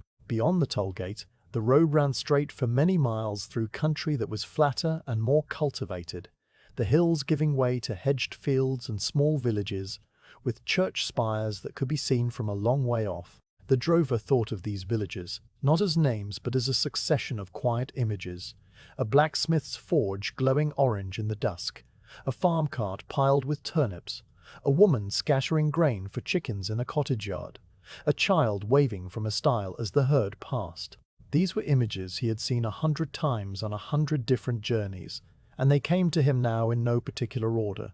a soft jumble of ordinary things that asked for nothing and meant nothing beyond themselves. They were simply the texture of the road, the background of a drover's life, and he let them drift through his mind like leaves floating on a slow current, each one appearing and then turning over and then sliding away. His thoughts shifted to the other drovers he might meet in the coming days. Men who walked the same routes with their own herds, bound for the same markets or for the great fairs at Hereford or Gloucester. He pictured their faces one by one, faces that he had known for years without ever knowing much about them, beyond their names and their home parishes and the way they handled their cattle. There was old Thomas, who walked with a limp from a bull's horn that had caught him in the thigh many winters ago, and who always carried a spare pair of bootlaces wrapped around the brim of his hat. There was young John from the Upper Valley, who had only been droving for 3 seasons, and still fussed over his herd too much, counting them every half hour and fretting when a calf strayed too far from its mother. There was silent Owen, who hardly spoke a word from dawn to dusk, but who could calm a panicked steer with a look and a low breath. The drover thought of these men with a quiet, diffuse affection, a feeling that had no sharp edges, and he wondered without any urgency where they were tonight, what pounds they had found, whether they were lying under their blankets as he was, watching the stars through a doorway, or the smoke of their small fires. The market at Smithfield came into his mind then, not as a vivid picture, but as a general impression of noise and smell and movement.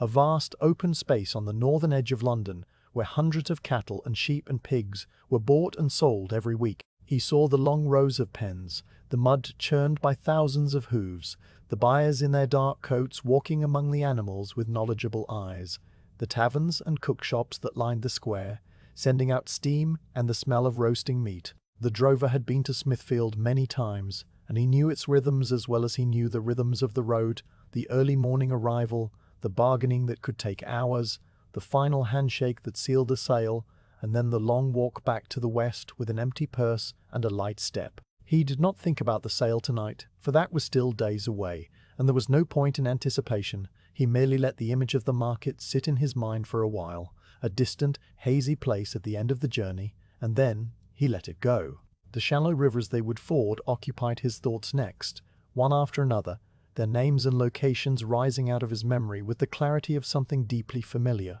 There was the little stream that crossed the track just past the old mill, a stream so shallow that the cattle barely slowed as they walked through it, the water splashing up around their knees and then settling back into its bed as if they had never passed. There was the broader river, the one with the gravel banks and the deep pool on the far side where the drover sometimes stopped to wash his face and refill his waterskin, the pool so clear that he could see the brown trout hanging motionless in the shadow of the overhanging alders. There was the crossing where the stones were slippery with green moss, and the pack pony always picked its way with exaggerated care, placing each hoof as if the water were glass. These rivers were not obstacles. They were gifts, moments of coolness and refreshment in the long, warm days of walking, and the drover carried their images with him like small, pleasant secrets. The toll gates came next, a gentle string of them stretching across the shires like beads on a cord.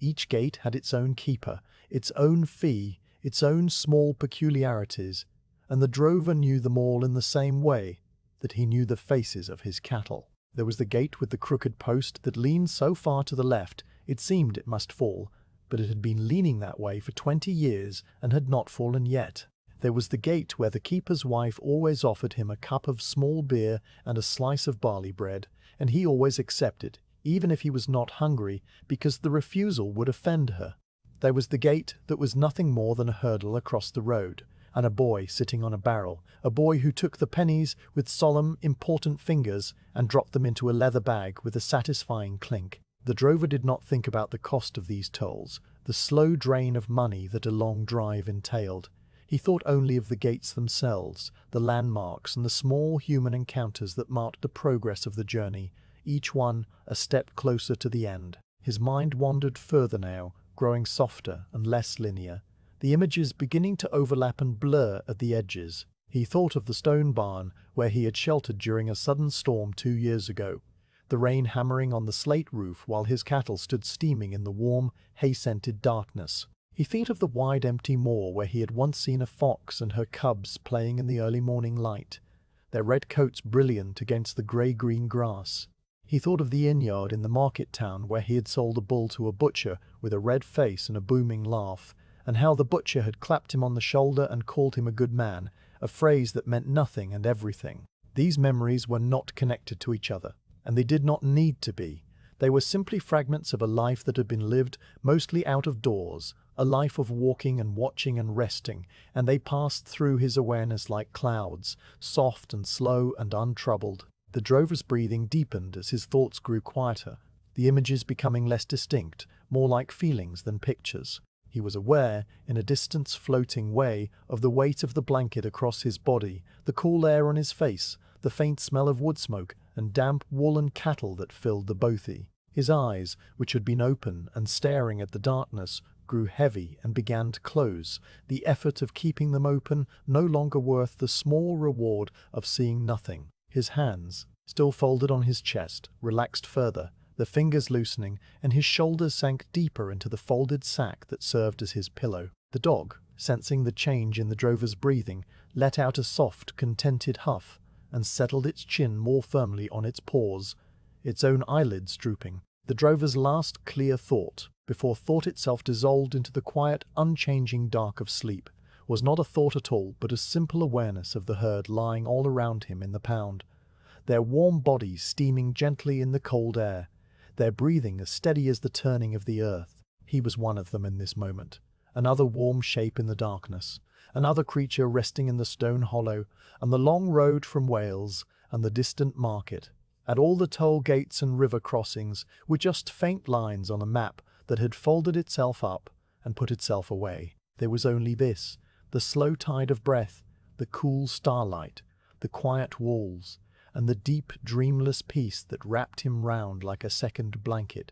drawing him down into the silent centre of the night. The small fire had been dead for hours now. Its ashes cooled to a fine grey powder that stirred faintly when the lightest breath of air moved through the bothy doorway, and the drover had not moved from his position on the blanket for a long, deep stretch of time that could not be measured by any clock. His body had surrendered itself completely to the hard but familiar ground, his spine finding the hollows in the stone shelf that long use had shaped to the contours of a resting man,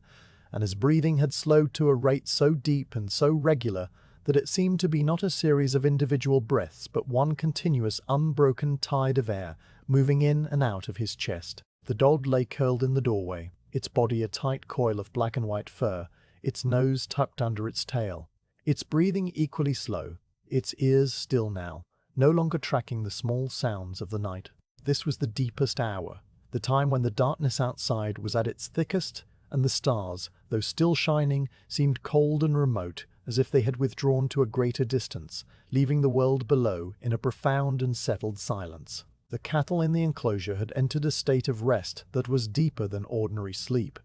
a motionless, dreamless suspension of all activity that made them look less like living animals and more like dark, rounded stones arranged on the pale grass. Their breathing had become so shallow and so slow that their flanks barely rose with each inhalation, and the mist that had hovered above their backs earlier in the night had thinned to nothing, absorbed into the cold, dry air that had settled over the moor in the small hours. The warmth that had risen from the herd like a gentle furnace was now diminished, conserved inside each animal, drawn inward to the core of their bodies, where the slow fires of digestion and life burned steadily on, and the air inside the pound was the same temperature as the air outside, cool and clean and entirely still. The stones of the walls, now chilled completely, had taken on a darker colour, a deep, wet-looking grey that absorbed the starlight without reflecting it, so that the enclosure was a rectangle of deeper darkness within the already dark landscape. The moon, a pale sliver no thicker than a paring of a thumbnail,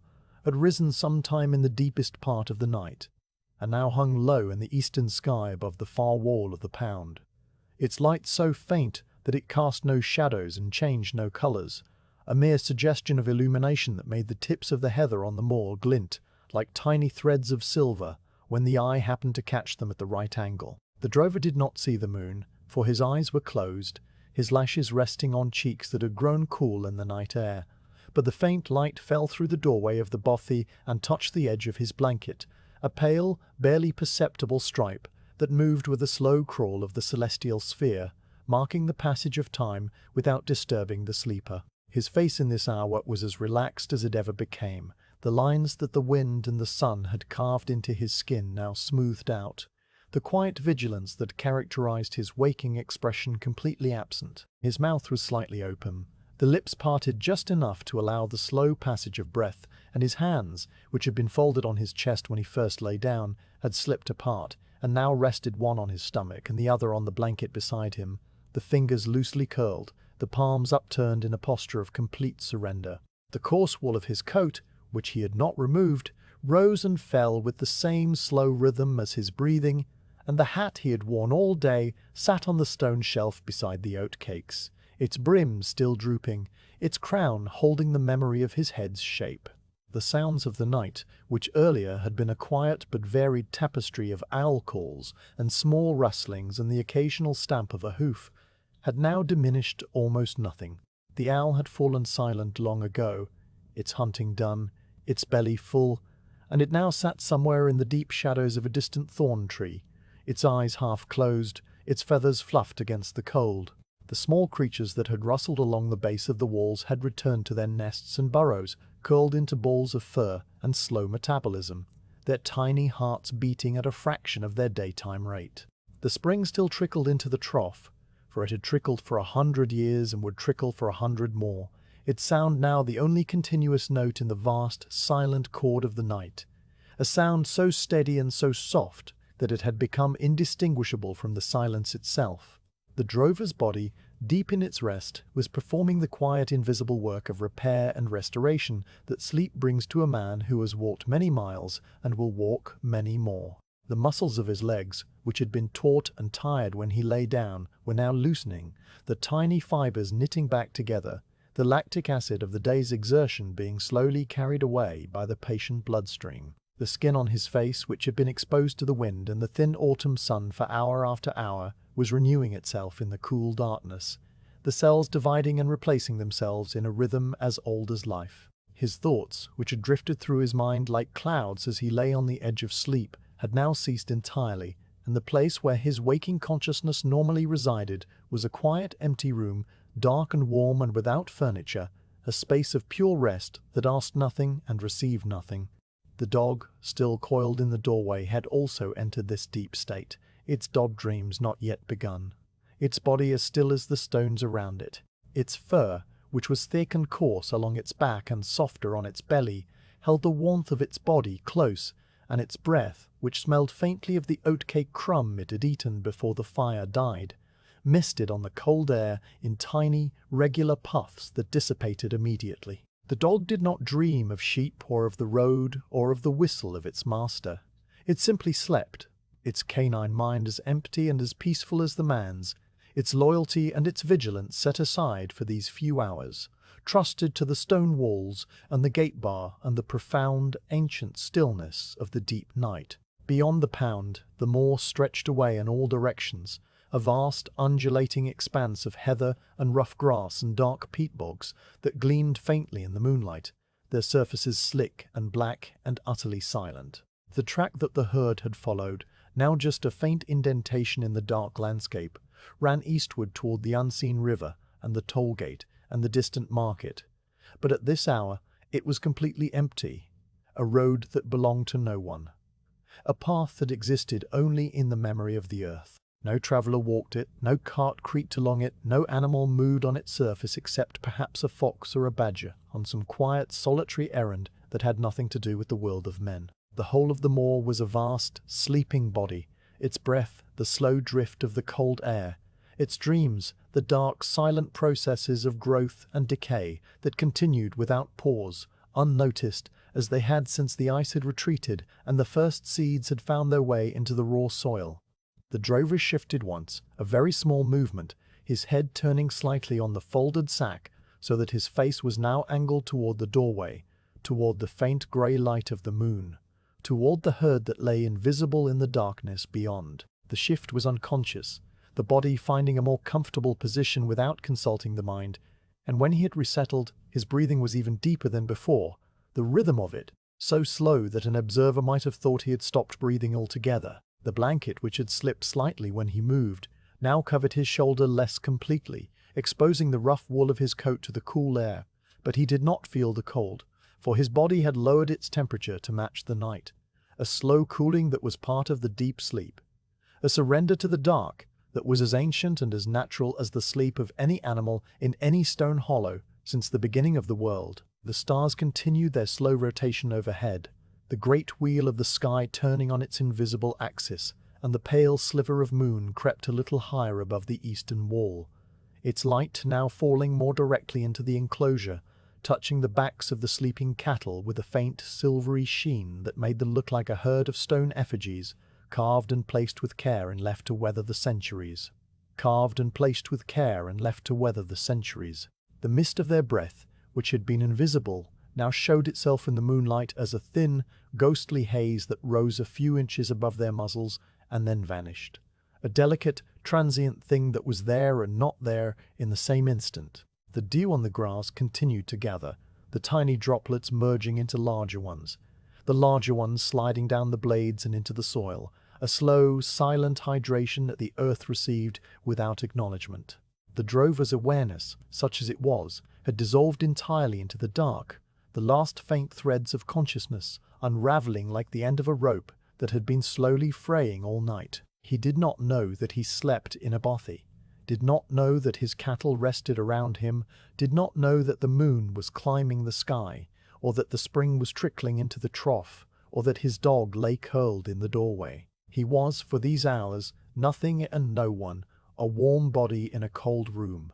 a slow pulse in a still world, a point of animal warmth suspended in the vast, indifferent quiet of the night. And this was the deepest gift of the road, the thing that the walking and the counting and the tending of the herd all led toward.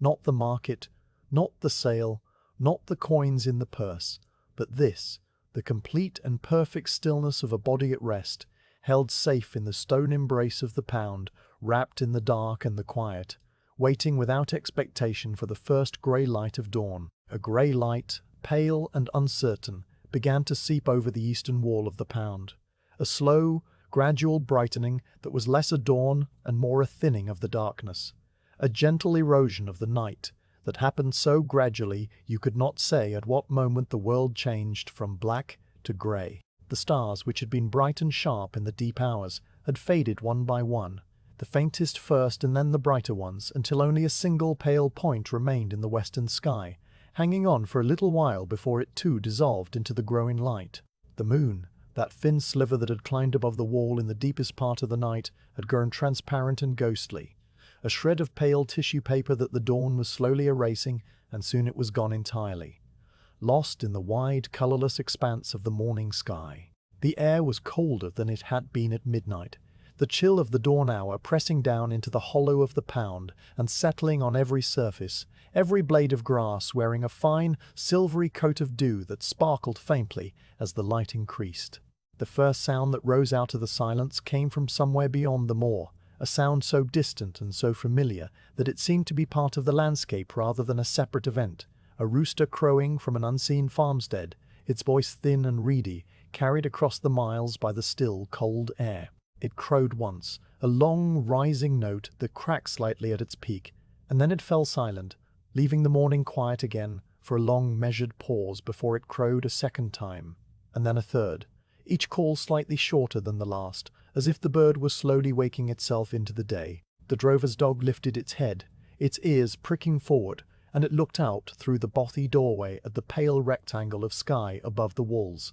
its dark eyes reflecting the grey light with a calm, unsurprised awareness. The dog did not bark, did not rise, it simply acknowledged the coming day with a slow blink and a soft, puffed exhalation that misted briefly on the cold air. Inside the enclosure the cattle were stirring, their deep, motionless rest of the small hours giving way to a gradual, animal awakening that spread through the herd like a slow ripple on still water. It began with the lead ox, as it always did, the great dark beast shifting its weight and lifting its heavy head from the grass, its horns sweeping upward against the pale sky, its eyes blinking slowly as the world reassembled itself around it. The ox let out a long, rumbling breath that echoed in the cold air, and then it began the slow, deliberate process of rising, First the front knees straightening, the muscles bunching under the coarse hide, then the hindquarters lifting in a great rocking motion that seemed to take immense effort and yet was accomplished with a kind of ponderous grace,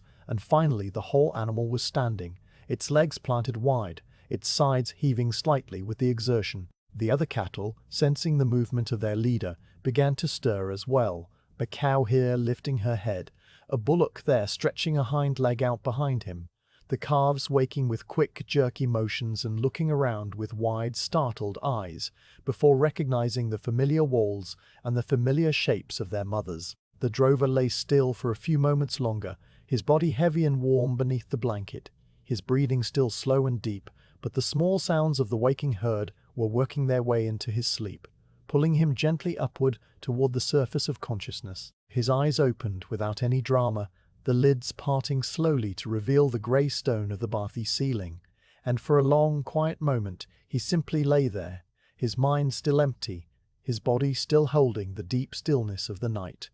his awareness drifting in the borderland between sleep and waking, where there is no thought and no memory and no anticipation, only the simple sensation of being alive and warm and rested. Then he blinked once, a slow, deliberate blink, and the world came into focus,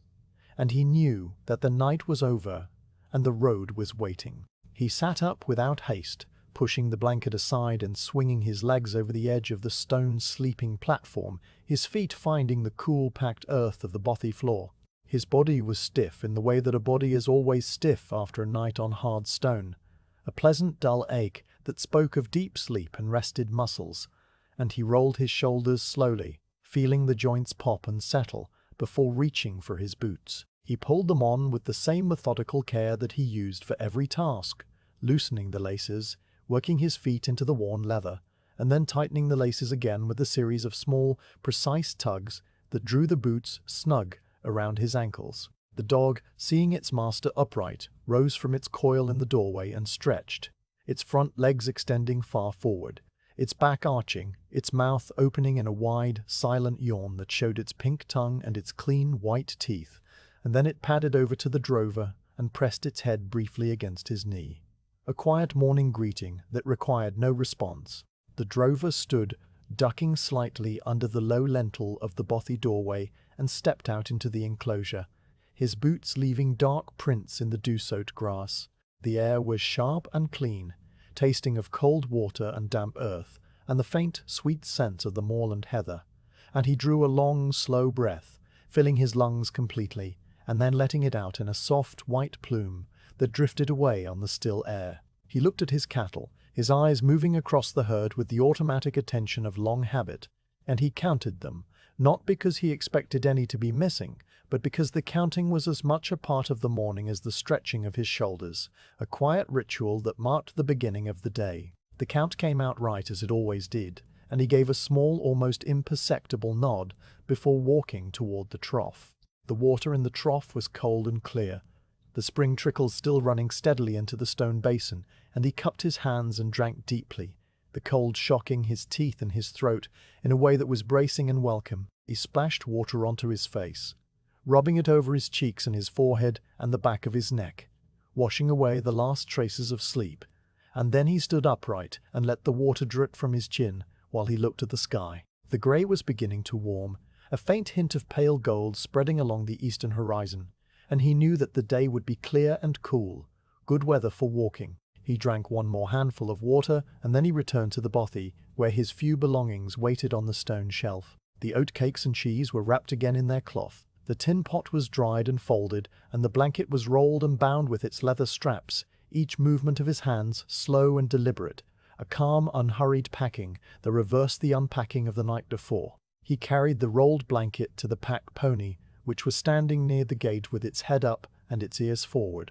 fully awake now and watching him with its dark, patient eyes, and he laid the blanket across the pony's back while he fetched the panniers. The panniers were loaded with the same care they had been unloaded, the food and the pots and the salt and the spare cord all settled into their places, and then he lifted the pack saddle from the bothy wall and carried it to the pony, settling it onto the animal's back and tightening the girth with a steady, even pull. The pony stood perfectly still throughout this process, its only movement a slow swish of its tail, and when the panniers were hung and the straps were buckled and everything was secure, the drover gave the animal a brief, flat-palmed pat on its neck, a gesture of thanks that was also a signal that the day's work had begun. The cattle were all standing now, their bodies arranged across the enclosure in the loose shifting pattern of a herd that was ready to move, their breath rising in thin plumes that caught the pale gold of the growing dawn. The calves had found their mothers and were nursing, their small tails flicking with a quick, happy rhythm, and the older animals were grazing idly, tearing mouthfuls of the short turf and chewing with the same slow, grinding motion that had accompanied the entire journey. The drover walked among them one last time, moving from one end of the enclosure to the other, his eyes passing over each animal with a calm, appraising attention, checking for any sign of lameness or illness or restlessness, and finding none. The herd was whole and healthy, rested and ready, and he felt a quiet satisfaction that was too deep for words, a simple, animal contentment that came from knowing that his charges were well. He walked to the gate, where the heavy wooden bar still sat in its iron keep, and he grasped it with both hands, lifting it clear and setting it aside against the wall. The iron hinges groaned as he swung the gate open, the same low, sleepy sound they had made the night before, and the noise of it seemed to carry a different meaning this morning, not a closing, but an opening, not an ending, but a beginning. The lead ox, seeing the gate swing wide, lifted its head and began to walk toward the opening without any signal from the drover, its great hooves pressing deep into the damp grass, and the rest of the herd, as if connected by some invisible thread, began to follow, a slow river of dark bodies flowing through the gap and out onto the dew-wet track beyond. The drover stood by the gate as his cattle passed him, his crook in his hand now, his hat on his head, his coat buttoned against the morning chill, and he counted them one last time as they filed through, his lips moving silently. The pack pony fell in at the rear, its panniers swaying gently with its stride, and the dob trotted out to its position on the flank, its eyes bright and its tail held low, the picture of a working animal ready for the day. When the last straggling heifer had passed through the gate, the drover took one final look around the enclosure, his eyes moving across the cropped grass and the stone walls and the small bothy with its turf roof, and he saw that everything was as it should be. The pound was empty now, returned to its patient waiting, its walls still holding the faint warmth and the faint smell of the cattle that had rested within them, but otherwise unchanged, the same quiet hollow it had been for 100 years, and would be for 100 more. He stepped through the gate and pulled it close behind him, the wood meeting the post with a solid, familiar thud, but he did not drop the bar, for the pound was for those who came after, and the next drover would need the gate open and ready. He left it as he had found it, slightly ajar, and then he turned his face to the east, where the pale gold of the horizon was brightening into a soft, lemony light that promised a clear autumn day. The tracks stretched away before him, a pale ribbon winding through the heather and the rough grass, and the herd was already moving along it, the lead ox setting its steady, deliberate pace, the others following in their loose, shifting order, their hooves making the same soft, muffled thudding that had accompanied every mile of the journey. The drover walked after them, his crook across his shoulder, his steps falling into the same easy rhythm that had carried him from the Welsh hills all those days ago, and he did not look back at the pound, for there was no need to look back. The night was over, the rest was complete, and the road was calling, a long, slow road that led through river valleys and past toll gates, and between hedged fields, all the way to the great market that was still days distant. But the market was not on his mind this morning. His mind was on the walking, on the steady sound of hooves, on the cool, clean air, and the pale gold light, on the simple, endless rhythm of the drover's road that had no beginning and no end,